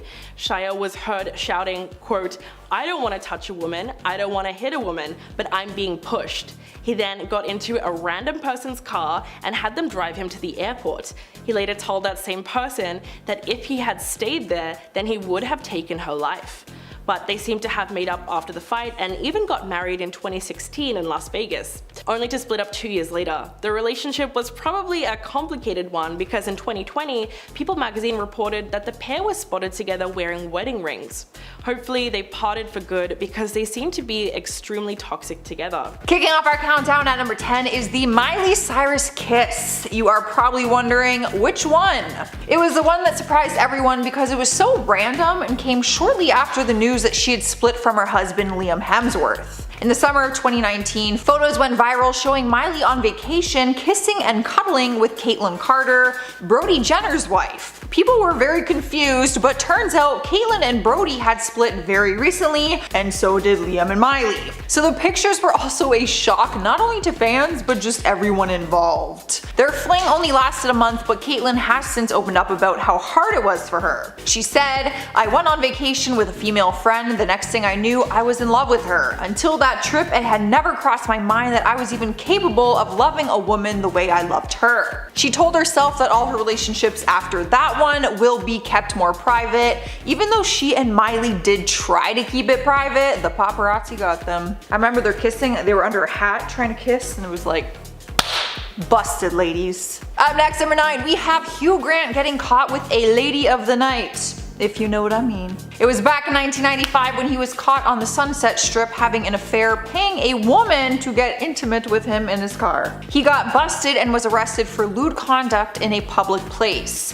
The news itself was a huge scandal because he was a huge Hollywood celebrity getting caught in the act, but it was a very sticky situation because he was with his longtime girlfriend at the time, Elizabeth Hurley. So not only did he publicly cheat on her, but it happened with someone that he paid. The two of them still tried to work through it as she chose to forgive him at the time, but things did not work out. In the end, she ended up leaving him 5 years later after this scandalous incident. Sliding into number 8 is the infamous Princess Diana affair. This one could be seen as the biggest affair in all of Hollywood history since it involved people with such royalty. It was back in 1992 when The Sun leaked a transcript of phone calls that were captured between Princess Diana and James Gilby. The secret phone calls revealed the affair she was having on Prince Charles at the time, as the two of them were still married. It was a massive scandal, but got even more controversial when it was revealed that Charles was also having an affair with his now wife, Camilla Parker Bowles. So both members of royalty did not remain loyal in their marriage, and obviously the rest of the world was freaking out about it.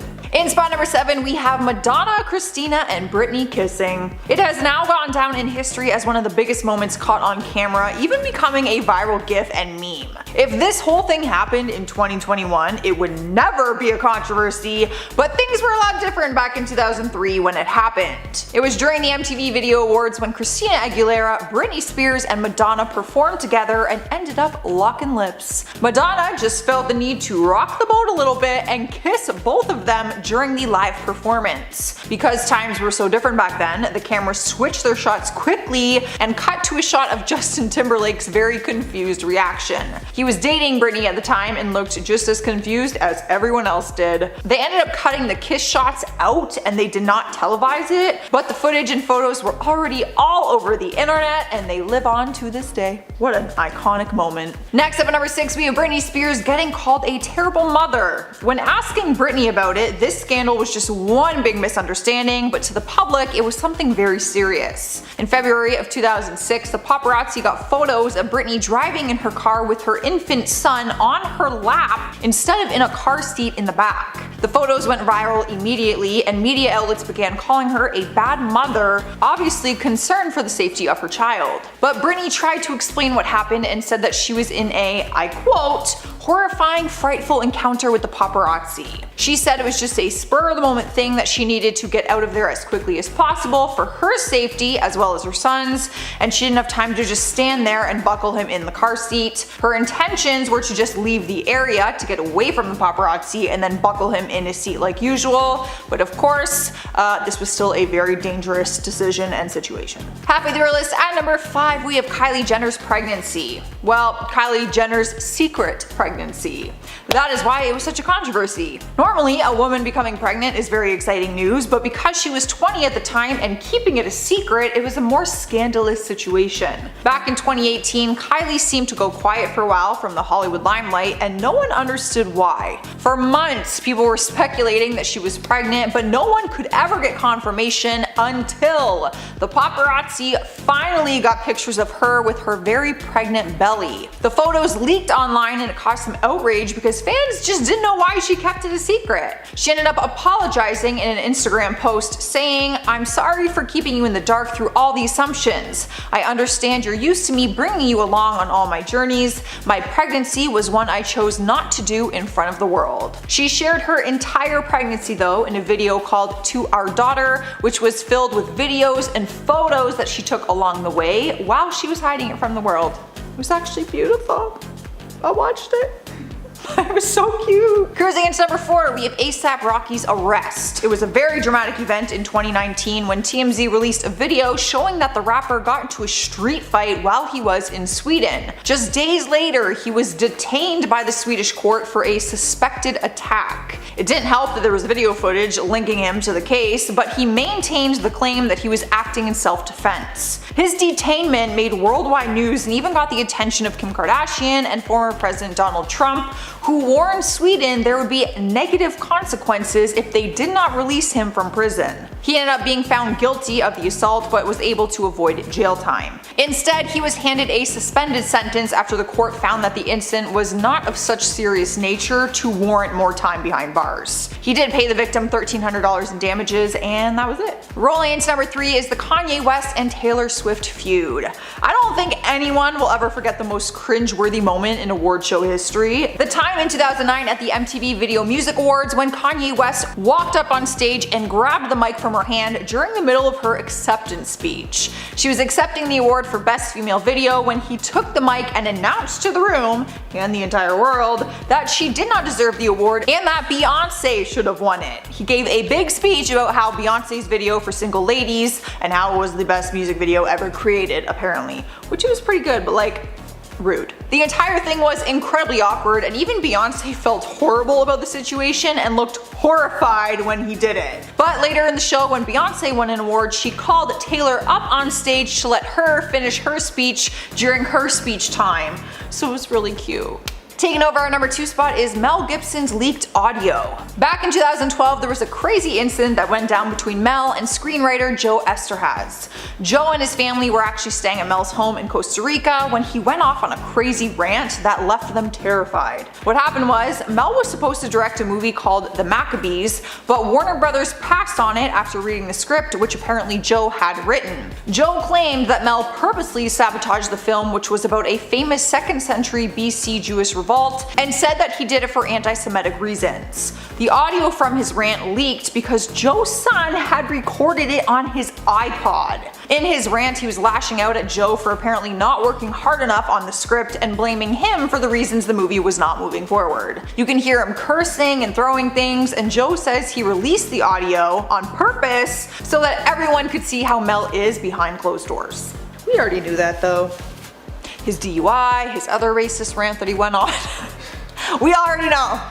In our number 1 spot is Kurt Cobain. The most serious and controversial scandal on this list was the passing of the legendary musician and the debate that still remains around it. In 1994, he was found passed away in his home from a self-inflicted shotgun wound to the head. That is what the police report conducted at the time, and photos of the crime scene were leaked online. People immediately started investigating the photos and then speculated on whether or not it was really self-inflicted. Some people pointed the finger at his then-wife Courtney Love. Since that day, tons of theories have floated around about who it may have been and what really happened to him. Honestly, if it wasn't for the released photos and the final letter that was found in his home, people probably wouldn't have been as skeptical. The letter was inconsistent and raised a lot of questions, and the position of his body in the photos and then the things around him in the scene just didn't add up, and it still remains a mystery to this day. Starting us off at number 10, we have the Justin Timberlake cheating scandal.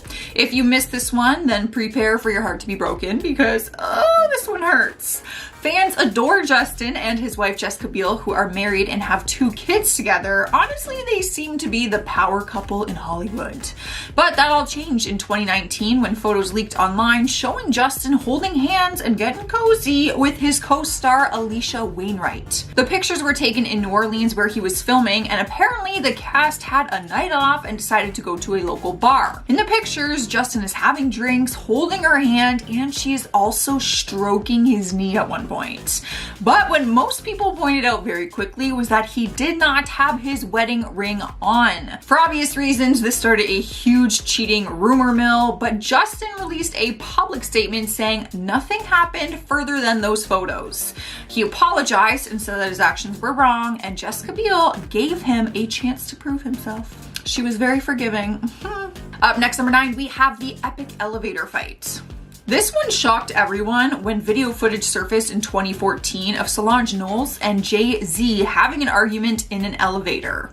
Surveillance footage at a hotel caught Solange physically attacking her brother-in-law, who didn't put his hands on her at any point in this footage. It was a bit confusing for people to watch because the elevator ride was just quiet and normal at first, but then what seemed like out of nowhere, she just snaps and starts to kick him. Fans got an explanation later on when reports claimed that she was mad at Jay-Z for allegedly getting too close with Rachel Roy, his business partner's wife. But the two of them spoke on it later on and said that alcohol was involved and that they have worked it out and they are on good terms again. Basically, they said it was very simple. They are like brother and sister, and so they fight like brother and sister. I've been there. My sister's chased me around with a hammer one day and then loves me the next.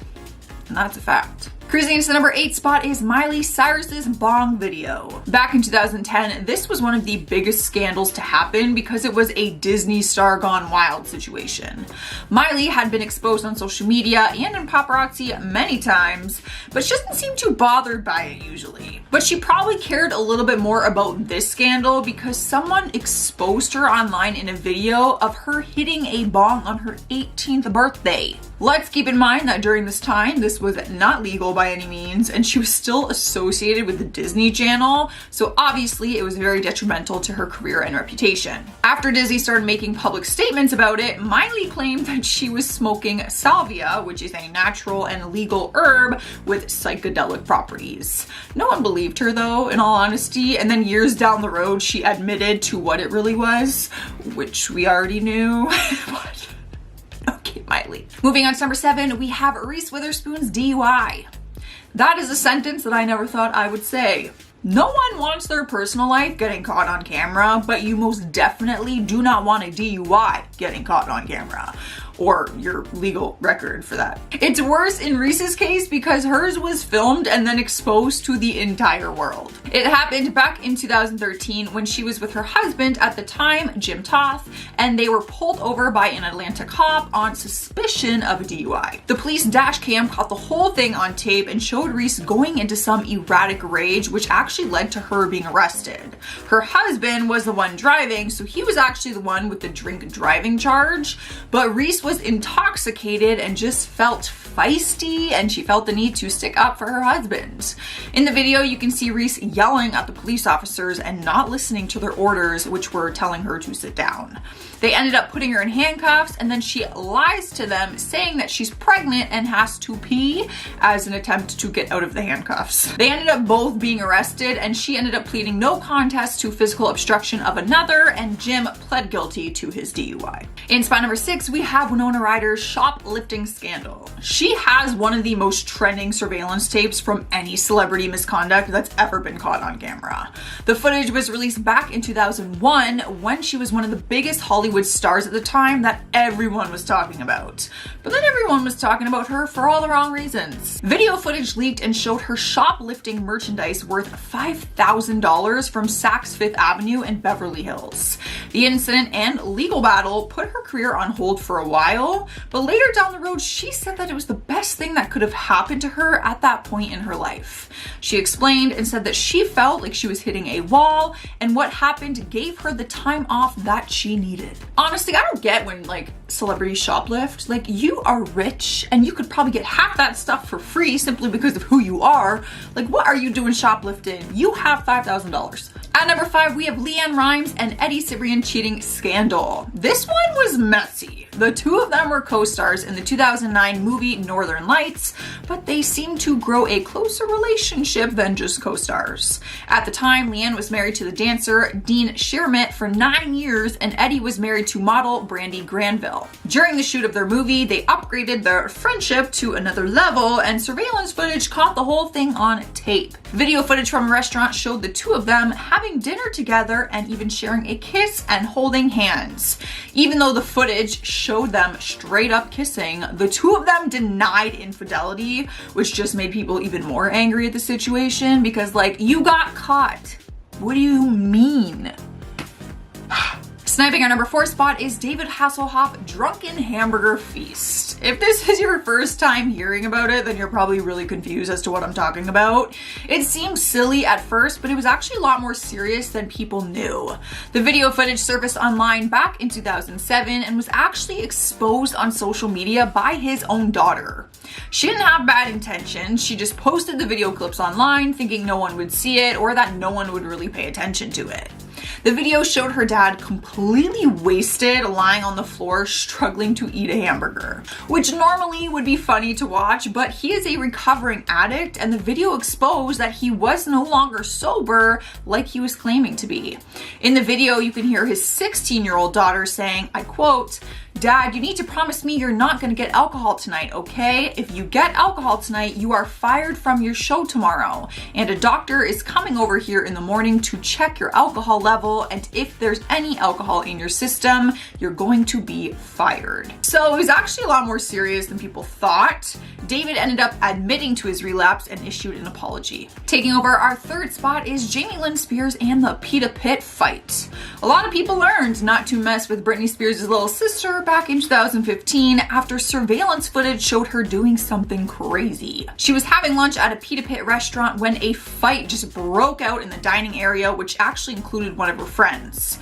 Jamie was not actually involved in the fight and she was trying to break it up, but it was unsuccessful, so she did the unthinkable. She actually was able to grab her friend and pulled her out of this brawl, and then she walks behind the food counter and grabs a bread knife and starts waving it around as a warning to the people fighting. No one got hurt, and no, she did not actually use the knife on anyone, but who knew that this Nickelodeon star had that kind of fight in her? That is pretty badass, I'm not gonna lie. Swinging around a bread knife. I can't even imagine. Moving on to the number 2 spot is Kate Moss gets caught with substances. The famous incident happened in 2005, and by that time, everyone knew that the English supermodel was having some substance issues, but this was the first time that her addiction came out as a legit story. Video footage surfaced online showing the model snorting 5 lines in the course of 40 minutes. Turns out there was a hidden camera in the recording studio that she had been hanging out in with her then boyfriend Pete Doherty. Once the photos and video footage surfaced everywhere, she lost all of her fashion clients like Burberry and H&M, who ended their campaigns with her immediately. All of the contracts that she lost were worth more than $4 million. Rumor has it though that the only brand to actually stick by her during that time was Chanel, who announced that they were willing to renew her contract despite what happened in that video. Earning a number 1 spot is Caitlyn Jenner's car accident. This one is more serious than some of the other ones on our list, and it turned into a significant legal battle. Caitlyn got into a car accident back in 2015, which quickly turned into a serious lawsuit after one person was killed. Caitlyn was uninjured in the crash, but after being exposed on social media, she was deemed a lawsuit for wrongful death. Video footage was posted online which captured the entire accident on camera, showing Caitlyn's Escalade. Her Escalade was carrying an off-road vehicle and she ended up hitting 2 cars, causing one car to hit the other car. One of the drivers, Kim Howe, was 69 years old at the time and sadly passed away in the crash. At the time of the investigation, even though the tape clearly shows who is at fault, she was able to walk away without any charges. However, 3 years after the accident in 2018, she was sentenced to pay $800,000 for the settlement of the case. Kicking off our countdown at number 10 is the time that Zac Efron dropped a condom on the red carpet. This is not fake news, you guys. This is very much real. To make matters worse, it was on the red carpet of the Dr. Seuss The Lorax premiere, which isn't the first movie you normally pick to bring a condom to. Like, I just want to know, like, what were you planning for that night at a Dr. Seuss premiere? He ended up fessing up to it during an interview on the Today Show, but he couldn't really deny it anyways because it was all caught on camera. With a simple zoom in, you can clearly tell that it is a condom. Zac was just reaching in his pocket to pull some other items out, but then that fell out instead, and it just so happened to fall out directly in front of the paparazzi that was waiting for him. He ended up just laughing it off and said that he now does a full pocket check before going on the red carpet. Better to stay safe than sorry though. Am I right? I mean, it's not like a horrible message to be putting out there to his fans. Next up at number 9 is the moment that Jerry Seinfeld refused to hug Kesha. The moment went viral after it was caught on camera because it is painfully embarrassing to watch. I don't get secondhand embarrassment very easily, but guys, with this one I did. I just felt so bad for Kesha. Like, I can only imagine being so excited to meet like your celebrity crush and then this happening. So what happened was they were both on the red carpet at the Night of Laughter and Song event. Jerry was in the middle of an interview when Kesha rushed over to him all excited to meet him. She approaches him and tells him how much she loves him, and she goes in for a hug and he just like completely rejects her. No thanks. Please? No thanks. A little one. Yeah, no thanks. The moment is so awkward. She tries to hug him like 3 different times and he just keeps putting his hand up and saying no. What hurt her even more though is the fact that when she walked away, he asked the reporter who that was. He didn't even know that it was Kesha. But the two have spoken since the incident, and Jerry said that she was very nice about it and that they laughed it off. And if you are wondering, no, he still has not hugged her. Sliding into number 8 is Jennifer Lawrence. One day we will all be telling our grandkids about the time that Jennifer Lawrence tripped up the stairs at the Oscar Awards. We won't have to just tell it though, we can also show them because it was all televised. She had just been called up to the stage to receive the Best Actress award for her role in Silver Lining Playbook, and she completely tripped and fell on her way onto the stage. She explained what happened and said that she remembers her stylist telling her to kick and walk, meaning kick the dress out while you walk, but then she got distracted and forgot. The dress tucked under her feet and she went down. It was pretty much just game over from there. But she did handle it like a champ. She laughed and then got right back up and went to get her award. In our number 7 spot is Justin Bieber pukes on stage. Back in 2012, it was the first night of his world tour and everything seemed fine at first. He was doing his thing, busting out his choreography, and singing his hit song Out of Town Girl, and then things suddenly took a turn for the worst. Out of nowhere, he turns his back to the crowd, bends over, and just puked all over the stage. He immediately rushed backstage while his dancers continued on, basically trying not to slip in his vomit. He eventually made his return to the stage, announcing that he was gonna just slow things down, but within a few songs, he was puking again. So he didn't just puke once, he puked twice, in front of everyone. He posted a picture to his Instagram after the show with him curled up in bed and captioned it, "Milk was a bad choice, lol." Why would you ever drink milk before a show? That's bad for your vocal cords, boy. I don't even sing and I know that. Milk. That is the worst idea I've ever heard. Moving on to number 6, we have 50 Cent's terrible baseball pitch. Now, why would anyone care if he can throw a baseball or not? Well, he threw what's been called one of the worst opening pitches in baseball history. He was asked to pitch the game ball for the Pittsburgh Pirates versus the New York Mets game, and it is a pretty big deal to be invited as the opening pitcher. But his throw was so brutal that everyone could not help but laugh. His first pitch was not great. Just a bit outside. He was torn apart on social media, but in a lighthearted way, of course, because it's not that serious. He didn't have much of an excuse for it, so he just made a joke about it and wrote on his social media saying, "I have a skeletal muscle injury on my left shoulder from excessive masturbation, so take it easy, lol."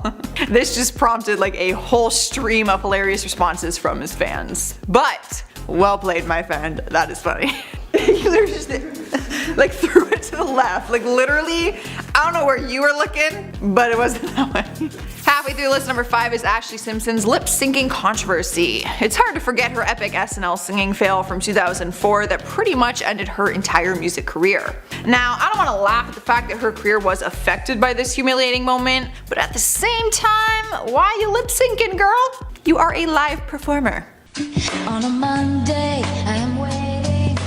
If you haven't seen this footage before, she was performing her song on SNL and the music track started playing behind her as she was starting to sing the song, but the timing was kind of off and she just got completely exposed for lip syncing. It was extremely awkward, and then you could tell that she didn't know what to do, so she just started doing this like weird dance Irish gig thing, which just made everything even more awkward and uncomfortable. Yeah, The whole thing was just pretty embarrassing. Here now at number 4 is Katy Perry's hilarious cake fall. Ever since she came into the spotlight, she's been known for her crazy costumes, rainbow wigs, and wild stage props, like a giant cake for example. During one of her performances at the MTV's Latin America Awards, Katy was singing her hit song I Kissed a Girl and she dived into a giant cake. Now you might think she could have settled for a fake one, surely they have cool props like that nowadays, but she chose the real deal instead. But when she got off the cake and was covered in it, she continued to sing but slipped and fell onto the floor. The best part was she kept trying to get back up, but she just kept slipping and falling down again. Like her guitar player is trying to help her and she just can't stay on her feet. She was falling all over the stage as she struggled to get up and stay on her feet, all while singing. It was honestly so great to watch. I don't mean to laugh at you girl, but that shit's hilarious. In our third spot is Janet Jackson's iconic nip slip. This moment will forever be remembered, and it would have been even if it wasn't televised all over the world. It was back in 2004 when Janet paired up with Justin Timberlake to perform at the Super Bowl halftime show. But by the end of their performance, they gave a whole new meaning to the phrase wardrobe malfunction.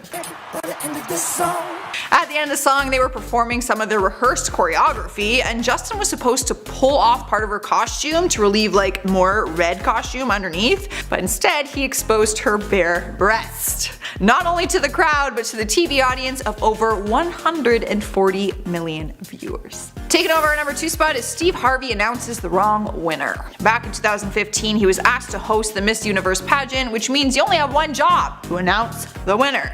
He proved to be a reliable host for 3 years, so people were shocked when he announced the wrong winner and didn't realize it until after everyone was celebrating her win. Like she literally did the flowers, the crown, everyone was cheering. Yeah. He announced that Miss Columbia had won the competition, but then realized that she was actually the runner-up, and the actual winner was Miss Philippines. I have to apologize. He actually had to walk back on stage and revoke his declaration and then tell Miss Philippines that she is not in second place, she is in first place. The whole thing was super uncomfortable to watch, and you can't help but feel so heartbroken for Miss Columbia, who just thought that she had won the entire thing and then had it taken away. Taking our number 1 spot is Fergie peed herself on stage. She recalls it as the most unattractive moment of my life. She's the first to admit that it was one of the lowest points of her career. Back in 2005, she was performing with the Black Eyed Peas and says that she was rushing to get on stage because they were late. It was a Friday and they were driving down the freeway, so they got stuck in horrible traffic. They knew that they had to start the show immediately when they got there, so she didn't have time to go to the bathroom beforehand. While they were performing Let's Get It Started, she started running across the stage and began jumping around, and that is just when it came out. Literally. She said that her adrenaline was going and it just kind of happened, and she was so embarrassed.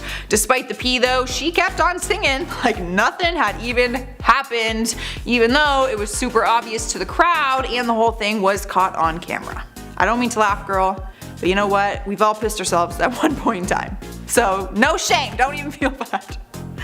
Not quite like that though. Number 10. Said better. The Duchess of Sussex accompanied her new hubby Harry to the Queen's Young Leaders Awards, which honors youngsters from across the Commonwealth. The event was streamed on the royal family's Facebook page, meaning that the entire world could see this event live. But one royal fan was shocked by something that she spotted, which was the way that Meghan was sitting. But not just sitting, she's sitting with her legs crossed. While this just seems like Meghan getting comfortable to, most people, the proper way to sit in the royal family is to sit with knees touching and the hands on the knees. Instead, she just crossed her legs, and someone online was very quick to point it out. Not only was this disrespectful in general, but she was photographed sitting next to the Queen, literally dissing the woman right to her face. Now, I'm not big into the royal family, but I've been told this is very rude in their eyes, so bad Meghan. Number 9. Rude to royal staff. According to former employees that were unfortunate enough to work for Meghan while still living with the royal family, Meghan had a bit of a temper, especially when it came to the people who make her life easier. According to one caterer, Meghan and himself got into a heated debate after her vegan food was being delivered to her wedding. Meghan was in the middle of tasting a couple of dishes for the big day when she suddenly became very upset. According to the royal expert Katie Nicole, she was told by a source that Meghan tasted an egg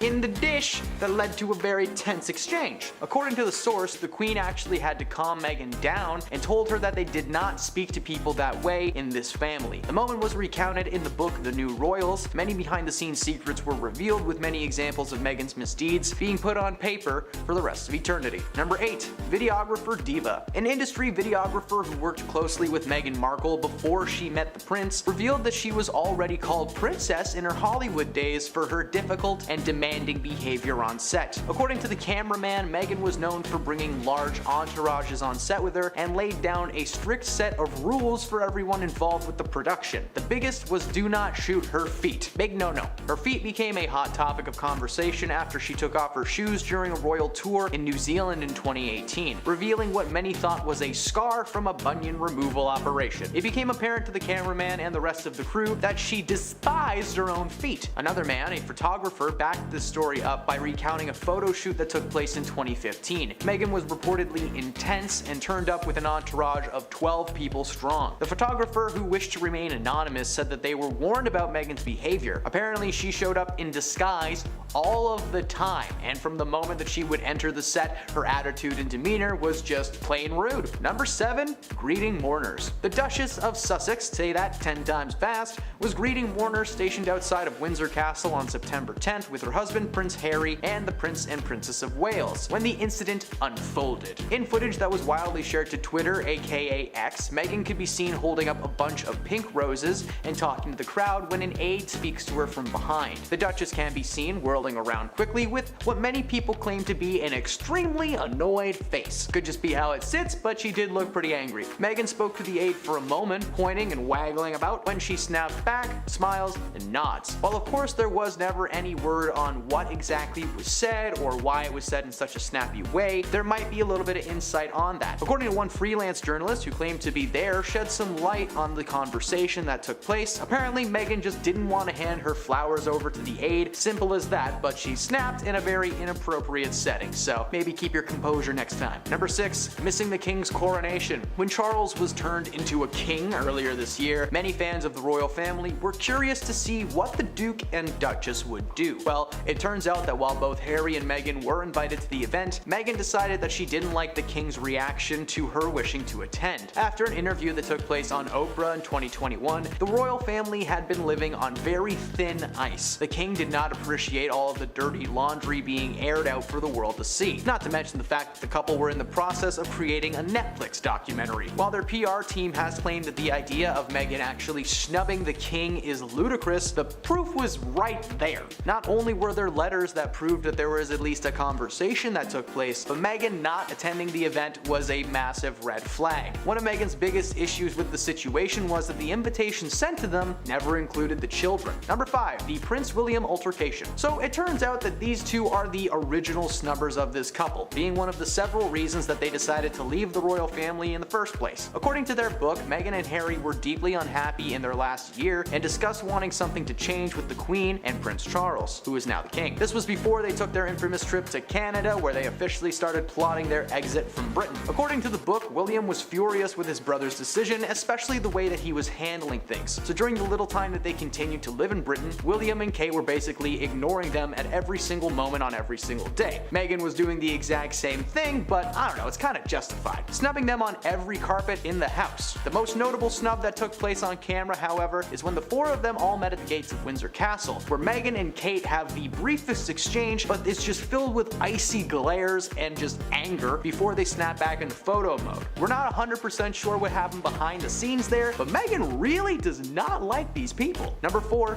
Judge Judy. Now I know what you're thinking, what in the name of all that is good in this world does Judge Judy have to do with the royal family? Well, let me tell you. When Harry released the memoir Spare, Judge Judy took to the talk show Good Morning Britain to express her hatred for the piece, claiming that if she were in a similar situation as the Queen at the time, she'd also be very furious. She went on to say that the idea of writing a book that shares intimate details to the public that they do not need to know is ludicrous, and anyone with a brain brain would see it's disingenuous. Meghan was asked to weigh in on Judy's harsh words, but during a phone call with her PR team, she called Judge Judy a hack and told her to get a life. At least that's what the PR team said. I've never spoken to Meghan, so who knows? Number 3. Documentary. Netflix finally released all 6 episodes of the Harry and Meghan documentary, which was a documentary showcasing their lives as royals and the secrets that they keep. The series sparked massive amounts of backlash and controversy though, the main gripe being that the information they are sharing with the audience is info that they either already knew or stuff that just was not that interesting. The internet flooded with hate for this couple, especially towards Meghan Markle. The documentary only made her look like more of a diva than she had already been reported to be. The documentary was just an excuse to get hers and Harry's faces on Netflix. She's already been in several projects, but it's not enough. Clips shown on the series showcase her rude behavior time and time again. While the documentary was meant to be a way to paint the ex-royals in a new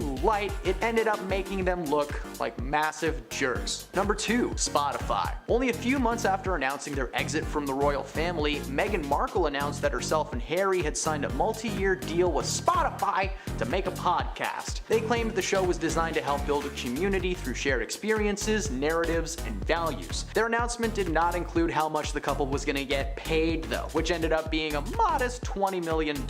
It's just your average everyday paycheck, I get 21 every 2 weeks here. However, from the moment this thing kicked off the ground, Spotify had grown reportedly frustrated with the couple's content and lack of productivity. According to the executives at Spotify, the couple were taking way too long to actually build up a team to make their episodes. There wasn't even a real structure to how things were going to be recorded. 6 months later, they produced one 33-minute holiday special. 6 months for 33 minutes, way to go. Many people started to question what was going on behind the scenes. In that 33 minutes, guests like Elton John, Deepak Chopra, Stacey Abrams, and a few others popped up to say hello. So why not just sit down with each and every one of those people for an hour straight? That's a podcast right there. So many people do it. Nothing came after this episode for almost an entire year, but eventually they hired an audio lead. Several people denied her requests to join the podcasts, like Taylor Swift, but the list is endless. Despite releasing regular episodes, the team posted on social media claiming all credit should go to the underpaid and undervalued producers. Apparently, Meghan was very rude behind the scenes and extremely demanding.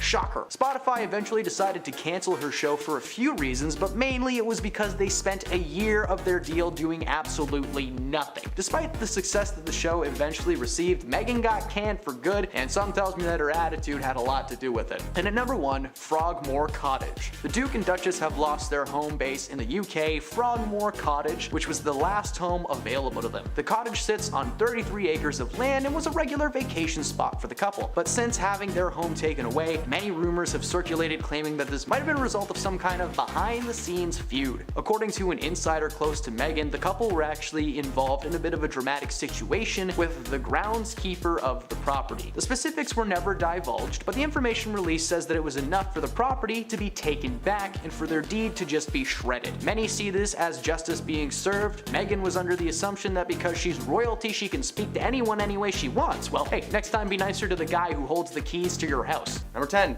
VMAs from 2015. 2015 VMAs were just start to finish rough. Miley Cyrus hosted that year, which was a bad idea. Not that she did a bad job, but she was in the midst of a feud with Nicki Minaj. Nicki called her out when she took to the stage to accept her Best Hip Hop award, asking her what was good. Miley had just talked trash about her in the New York Times, and there was a brief back and forth, but all in all, it could have been way worse. Oh yeah, it did get worse. On top of dropping a numerous amount of F-bombs during the show, there was a wardrobe malfunction for Miley. At one point in the show, she did a bit where she was holding part of a drape over herself while changing, but the drape slipped and revealed her bare chest to the world. No censor was able to catch it at the moment, and any footage now is of course blurred, but that's what happens when you do it live. It wasn't just Miley that caused issues. Kanye West also made a long-winded speech that was kind of a rant, kind of a truth bomb, but mostly nonsense. The speech derailed the flow of the show and was just a little peek into the madman that was being created. Oh, and to top it all off,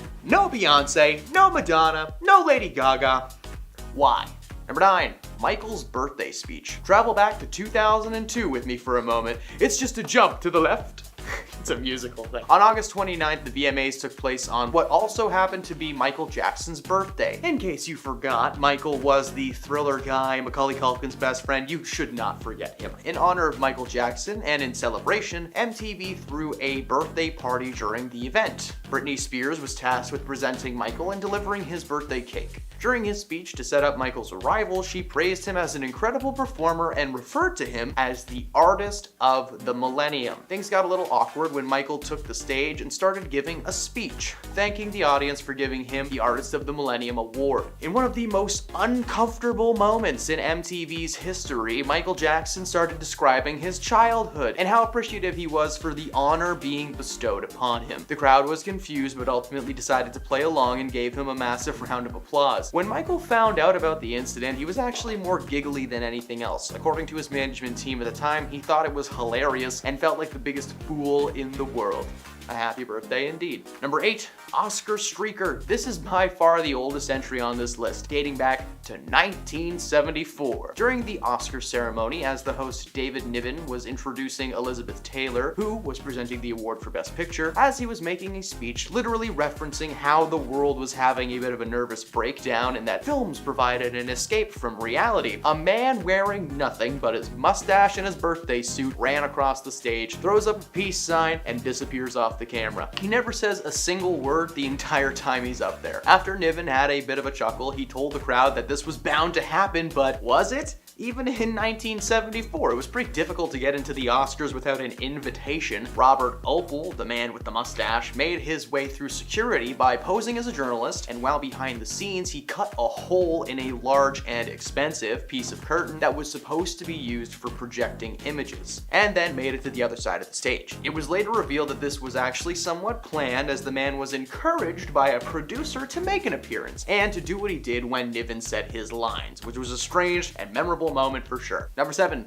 Miss Universe. Getting the name wrong for an award show moment is one thing, and at the Oscars, there are at least a ton of people who can share in your disappointment if that ever happens. But in 2015, Steve Harvey, the host of Family Feud, was the host of the Miss Universe pageant, bringing women from all around the globe to compete for the title of Miss Universe. As Steve went on to announce the winner, he confidently exclaimed that Miss Colombia, who was really the first runner-up, was the winner, when actually it was Miss Philippines. The mistake was not his fault though. During the rehearsal, he was only supposed to say 2 names, the runner-up and the winner, but last minute they changed it to where he had to say 3 names, which really just threw him off and created a lot of chaos. The teleprompter said 1 name, but someone in his ear told him to just read the name on the card that he was holding. Those were 2 different names, and a fumble took place. He went backstage and got told he did a great job, but then he was told he said the wrong name, and instead of waiting for the news to come out the next day, Steve walked back on stage, revealed he made a mistake, and to the devastation of one woman and the delight of another. He received a lot of flack for this moment, but again, not really his fault. Number 6,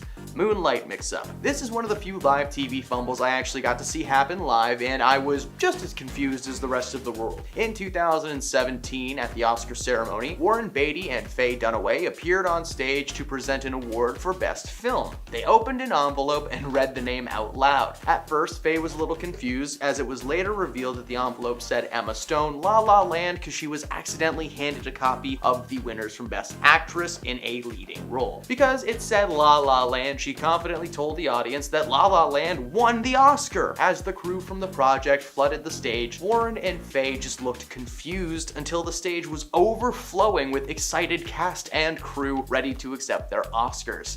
However, 1 moment later, the director of the film, Damien Chazelle, saw the envelope and addressed the audience. A mistake had been made and they didn't win. A stagehand jogged to them, just bolted across the room, handed them the real winner's name, which was Moonlight, who had won Best Picture that year, not La La Land. There is a moment of people thinking it's some kind of a joke, but the director was being very sincere. The best part of this moment, Ryan Gosling is in the background, the lead of the movie and a nominee for Best Actor, and all he is doing is trying to contain his laughter. He wasn't even upset, it was more like a "you gotta be kidding me" type deal. Something tells me that Faye and Warren won't be asked to present any awards anytime soon. Number 5, Adele Dazeem. A while back in 2014, John Travolta flubbed the name of one of the most famous women in musical theater history. At the Oscars that year, he was supposed to introduce Idina Menzel ahead of her performance of Let It Go, cause in case you didn't know, she voices Elsa. She was also Elphaba in the musical Wicked and a ton of other stuff, but but I can't geek out about that right now. For this event, she was promoting the film Frozen and showcased a piece of music that became one of the most popular songs for the next 3 years. It's probably still in your head right now. He was so confident in his delivery, he introduced the audience to the wickedly talented, one and only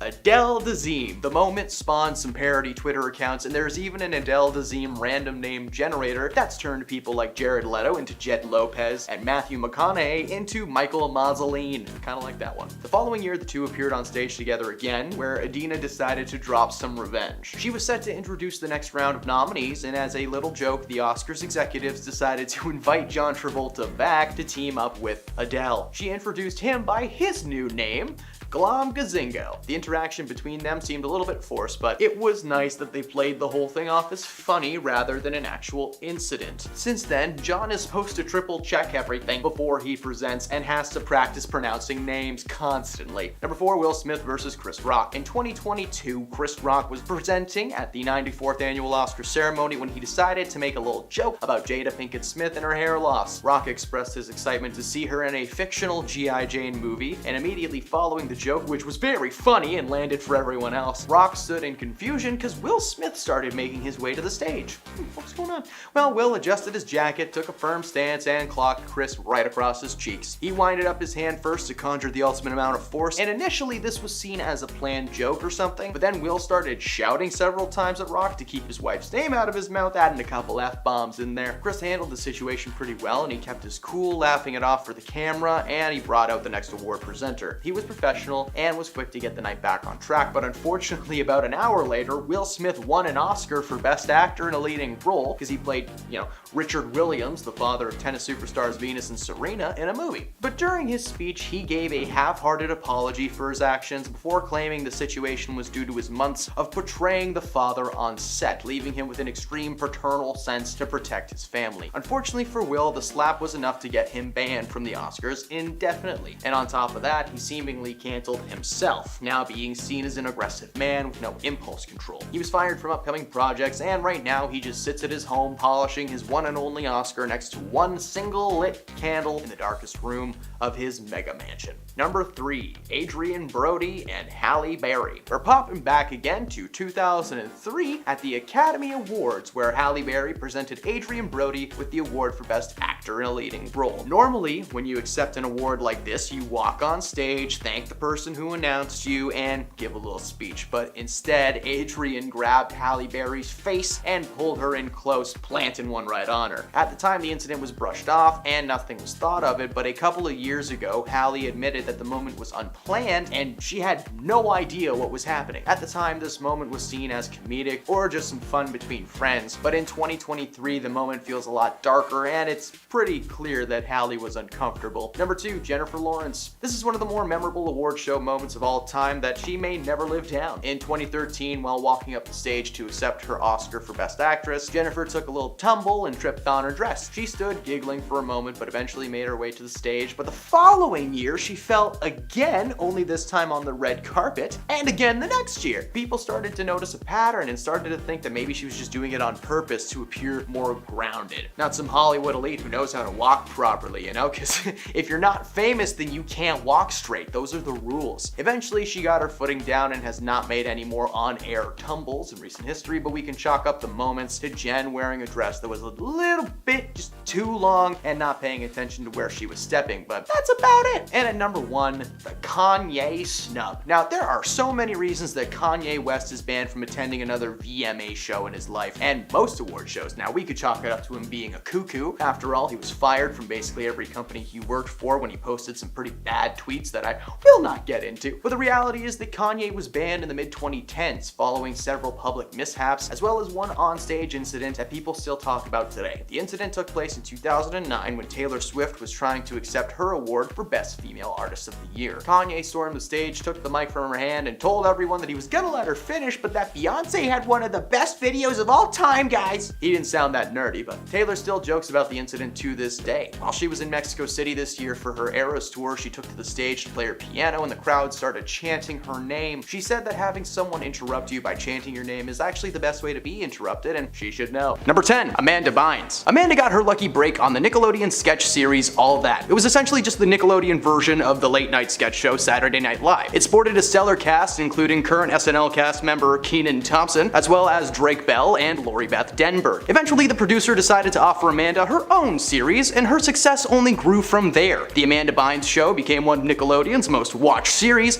and she was picked up by several studios to star in non-Nickelodeon projects like She's the Man, Easy A, and all that jazz. Amanda took a hiatus, however, in 2013 following a very public mental breakdown. In 2018, she told fans exactly what caused that breakdown. According to Amanda, she became addicted to the devil's lettuce at a very young age. And while it wasn't an addiction at first, with more roles came more pressure and a need to find a new way to cope. This eventually led her to more drastic substances. She also believed that she wasn't pretty enough anymore to be in films, even taking Adderall as a way to help her stay skinny. In 2013, Amanda posted a series of bizarre tweets where she seemed to be insulting almost everything and everyone that she could think of. Like, she called the former President Barack Obama's wife ugly, clearly referencing a character from the Amanda Bynes Show, but still. She was arrested and placed under psychiatric hold as she was accused of several hit-and-run incidents as well, and was officially charged with reckless endangerment and criminal possession of herbs and spices. Her parents then placed her under a conservatorship until 2022, when she stood in front of a judge healthier and better than ever. So, happy ending to this one. In at number 9, we've got Nick Cage. If you've spent more than one day on Earth, you know who Nick Cage is. He starred in roughly 115 movies, and some of his biggest ones include Ghost Rider, National Treasure, The Sorcerer's Apprentice, and his most recent movie, The End Season of the Witch. What some of you may not know is that in 2020, he was arrested for public intoxication, as well as disturbing the peace as he had a loud argument with his wife in public. He absolutely lost his cool and was even accused of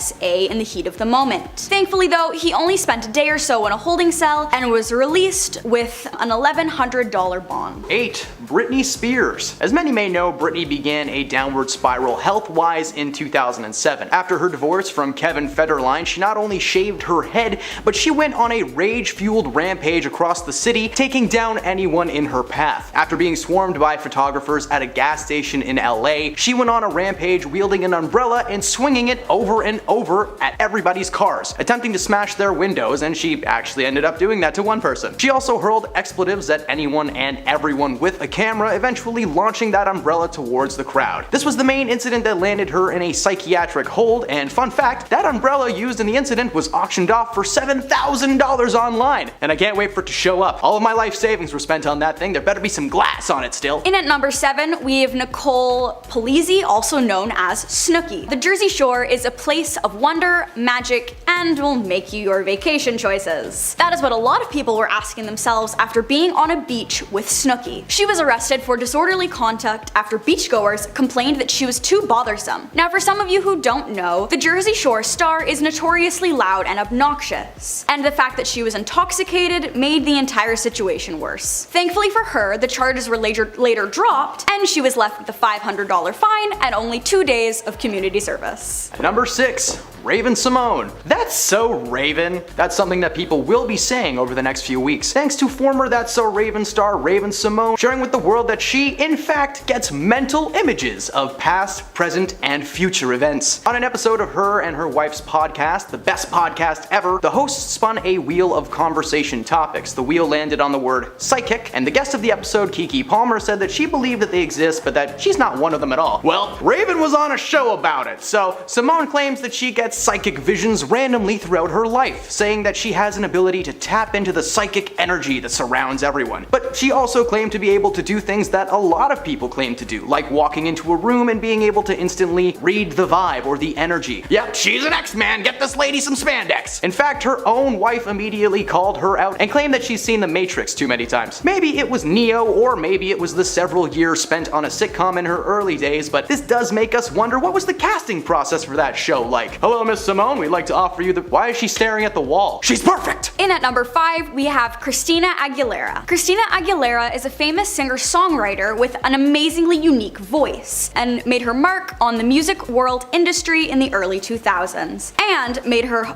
mark on the Hollywood police as well. She and her boyfriend were taken into custody for being under the influence while driving. She was arrested as a public safety precaution, as she couldn't stand or remember her address. While she was not facing time, her boyfriend at the time almost did. He was let out on a $5,000 bail for intoxicated driving and had fishtailed out onto the road. Aguilera was kept in a holding cell until she was fully sober and could pass her sobriety tests. Overall, it wasn't quite a meltdown, but for such a big star to get that drunk in public, there definitely had to be a meltdown in there somewhere. Number 4. Lindsay Lohan. Lindsay is a Disney star who actually never appeared in a sitcom or a TV show, and she actually got her start at the age of 3, starring in over 60 TV spots and commercials for brands like The Gap, Pizza Hut, and Jell-O. She got her big break when Disney casted her to play 2 roles in that classic film The Parent Trap, playing twin sisters Hallie Parker and Annie James, who randomly meet at a summer camp and discover their parents split them up when they were babies following a divorce. They hatch a plot and get mom and dad back together, and it's delightful. Her career only seemed to rise from there, starring in several cult classics like Freaky Friday with Jamie Lee Curtis and Mean Girls as Katie Heron. Unfortunately, her career took a step in the wrong direction when she was arrested in 2007 for driving under the influence of a controlled substance, for which she only served 84 minutes in jail. Yep, minutes. Yep, some people just spend years in jail for less, but Lindsay got a warning. The entire thing was documented by paparazzi and shared with the world, and up until 2022, her career was at an abrupt standstill. But she not only seems to be better mentally speaking, but she's under a new contract with the streaming giant Netflix to release a few rom-com flicks over the next few years, so maybe her and Adam Sandler will make a Netflix multiverse together. I don't know how I feel about that. Following up with number 3, we have Nicki Minaj. Nicki Minaj is known to be a very straightforward person. She is very expressive and won't hold back if she's got an issue. This was taken to a whole other level, however. She and Mariah Carey were both American Idol hosts. After one audition, they happened to butt heads. Nicki had said that Mariah was too harsh on one of the contestants, and Mariah responded negatively to that comment, and Nicki pushed her chair backwards and said, "Maybe I just shouldn't be a host." After this incident, their feud was taken to an entirely new level. Multiple people overheard Nicki threaten to physically harm Mariah with a weapon. After this incident, the team at American Idol hired more security as Carey didn't feel safe in the workplace. As a retaliation to this, Minaj took to Twitter and said, ironically, there was no camera or mic that picked up the comment, lol, not even the producers believed you. Overall, it caused quite the commotion. Number 2, Tom Cruise. Now, it's one thing to be asking people to join your church all the time, whatever, no biggie, but Tom's behavior as a member of society has been very rough to say the least. Following the announcement that he was engaged to Katie Holmes in the early 2000s, Tom appeared on an episode of The Oprah Winfrey Show that has gone down in history as one of the most chaotic TV interviews of all time. From the moment that he walks on stage, he has such a strange energy. He's oddly excited, like he just got told the best news in his entire life. He throws his arms up in the air and then he rubs Oprah's shoulder like she's a lamp and he's trying to summon a genie. He revealed to the audience that the excitement was from his engagement to fellow actor Katie Holmes. Okay, awesome, but can you please stop trying to break Oprah Winfrey? Seriously, Tom jumped on her couch, he grabbed her hands over and over again. She couldn't even get to the questions that she had for him because he was just too chaotic. Eventually, Oprah was like, whatever, bring the wife out, and the cameras followed Tom as he ran around the studio trying to find her. It looked like a scene from Paranormal Activity. Tom's energy continued to stay at that level of chaos throughout his entire marriage to Katie, and since the divorce, he's just nuts. He's just nuts now. And last, but definitely not least, we have Demi Lovato. As most people know, Demi Lovato is known for sharing her opinions about the way the world functions and about how it affects her personally. She was also known to be on drugs. This time, she made a big stink about a frozen yogurt place called The Big Chill, having zero sugar and non-fat options at the front of the store. She complained that they were trying to promote dieting, which doesn't make much sense, because nearly 95% of the population think that frozen yogurt is a healthier alternative to ice cream. So why would she be complaining about what a lot of society considers diet ice cream? To be promoting sugar-free foods as well as diet foods. She was upset because they were displayed at the front of the store. She posted on her Instagram story that they shouldn't be promoting diet culture, especially not at the very front of the store. She finished her story by saying, "Do better." The company responded to this and they said that they were at the very front so that people who have with dietary restrictions wouldn't have to search or feel embarrassed about asking an employee for where a better option was. They also said that it's been like this for the last 36 years and they enjoy catering to their customers' needs. This somehow made the situation worse when Demi went on a tangent about how they should provide a more inviting environment for people with eating disorders. She also compared eating disorders to overdosing, which is also wrong in so many ways. She finished the message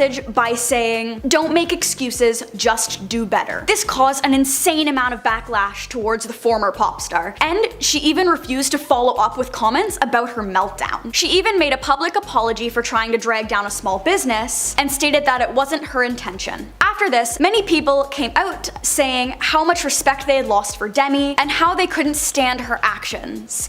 They were receiving second-hand embarrassment from her posts. Many of her followers claimed she should be ashamed of herself and said that she should get a better mindset if she considered sugar-free cookies enabling an eating disorder. After a lot of her fans, as well as the general public, sided with the Big Chill, she publicly apologized for her actions, saying she doesn't always get things right and just wanted to speak her mind. In the end, the entire thing could have been avoided if she wasn't so woke about sugar-free cookies. Number 10. Grave shopping. Window shopping is not weird. We all love to mindlessly walk around a store that we know well and good we will be purchasing nothing from. But the Kardashian family doesn't go to Hot Topic. Or maybe they do. I live in Toronto, I've never seen them. Instead, this family likes to window shop for coffins and grave plots. During an episode of Keeping Up with the Kardashians, momager Kris decided that the best gift she could get for her kids was a nice, comfortable place to keep their lifeless husks tucked away when they pass. Kris and the crew spent the day trying to decide what model of coffin they wanted to purchase, with Kris going so far as to getting into a coffin to see if it was cozy. Hey Kris, if you're trying to get cozy in a coffin, you're still alive! Bang on that lid, man! On top of shopping for physical coffins, she also took the kids on a tour of a graveyard that seemed to boast some pretty stellar plots. There is such a serious conversation over the choice of in the ground or in a mausoleum made of marble. Yeah, which one do you think they picked? Number 9. Mystery meat. Following a brief discussion on the practice of eating the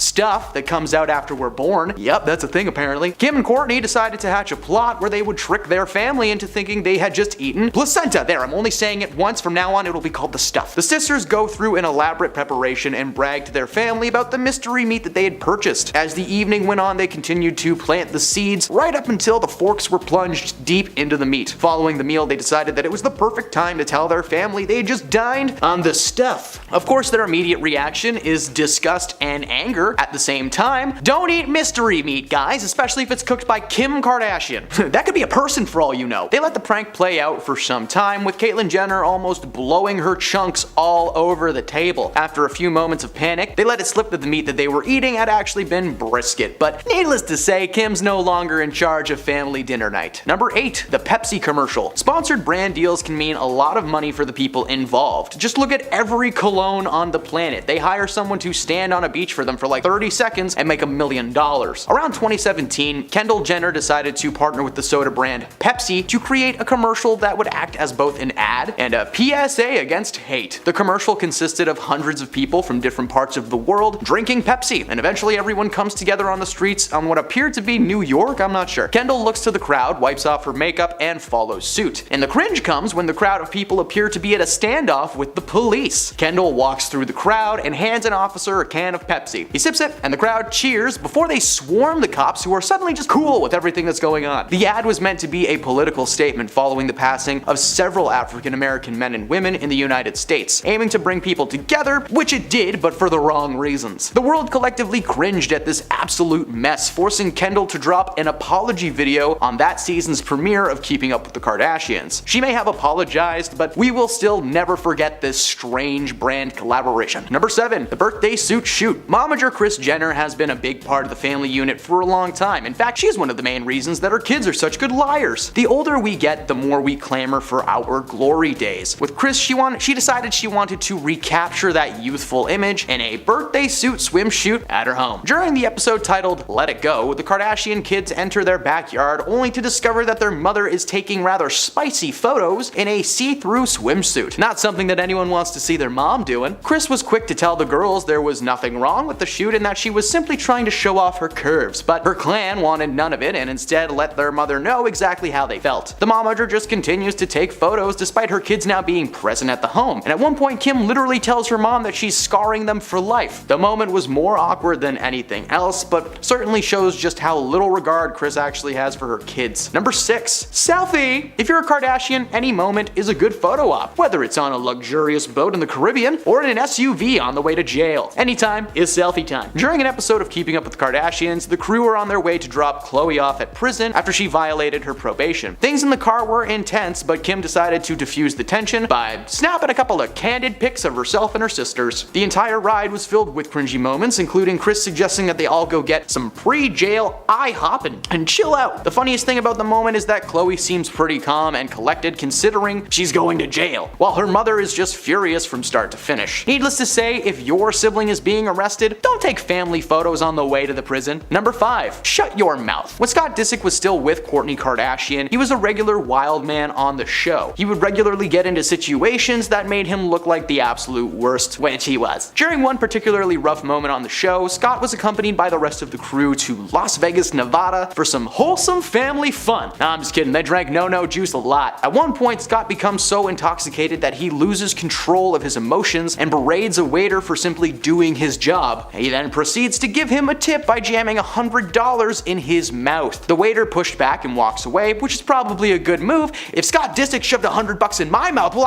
I'm poor, I'd probably take it and spend it on my hydro bill. Scott is one of the messiest members of the family, despite not being a blood-born Kardashian, but thankfully Kourtney eventually came to her senses and dumped him like yesterday's lunch. Number 4. Kylie's billions. Kylie Jenner made the cover of Forbes magazine in 2019 as the youngest self-made billionaire ever, following the successful partnership between her cosmetic brand and Ulta, which was like a beauty salon company. It turned out that that wasn't actually the case though. Jenner allegedly sold half of her cosmetics company, Kylie Cosmetics, to the beauty giant Coty in a deal worth $1.2 billion.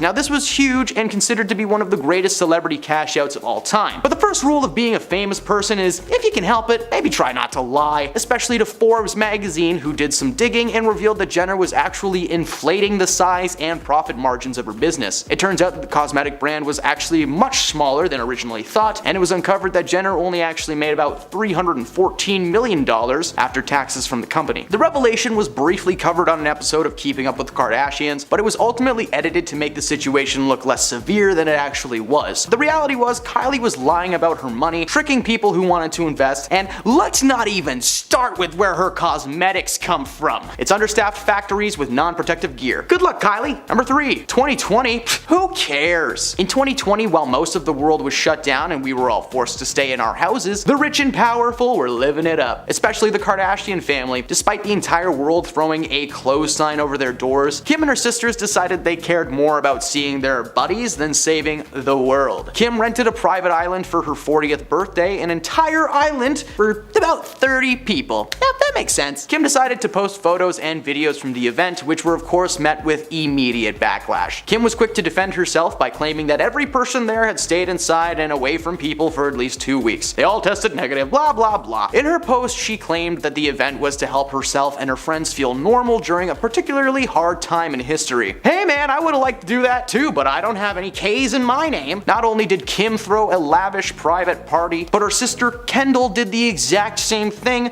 only much worse. Kendall decided it would be an awesome idea to throw a private rooftop Halloween party in Hollywood, California, and invited not 30, but 100 of her closest friends. Again, the crew claimed that everyone attending the event was tested and good to go, but the reality was nobody knows what went down or where they came from. Most of them probably showed up in a helicopter or something. Freaking famous jerks. Number 2, cut the cucumber. Alright, anybody who's ever made a meal has probably chopped a vegetable once or twice. For me, it was only once, never again. For Kendall Jenner, it seems like the answer is she's never done it. During an episode of the latest version of the reality show, The Kardashians, Kendall was shot attempting to cut a cucumber, and I do mean attempting. Like in the footage she moves her hands around in a weird way that makes her like chop the cucumber backwards. I don't know. This woman has clearly never taken a single cooking class in her life. And I'd like to thank my high school cooking teacher, Mr. Kenzel, for being so good at his job and preventing me from looking like this. Seriously, she was holding the already cut side of the cucumber trying to grip it. Like, just watch one YouTube tutorial. The moment went viral online and she received massive amounts of online hate, with many asking the question why she was trying to make herself a snack. Like, we all know that these people have a literal closet full of chefs waiting to be activated and put into cook mode. Next time, Kendall should just go on Amazon and buy the automatic cucumber slicer for 3 easy payments of $99.99. And at number 1, girls don't work these days. In March 2022, the Kardashian clan were doing a profile for the outlet Variety. When the question was asked, what advice do you have for women aiming to be entrepreneurs? Kim decided to declare that women simply needed to get off their bums and work. Nobody wants to work these days. The tone-deaf statement was met with massive amounts of backlash. Considering Kim comes from a long line of wealthy people, it's no surprise that she would receive such public hate. If I was born rich, I'd probably be telling people to work harder too, but like, Kim gets paid to basically look good and be on TV, that's it. Oh yeah, definitely hard work being done there. Oh, so exhausting.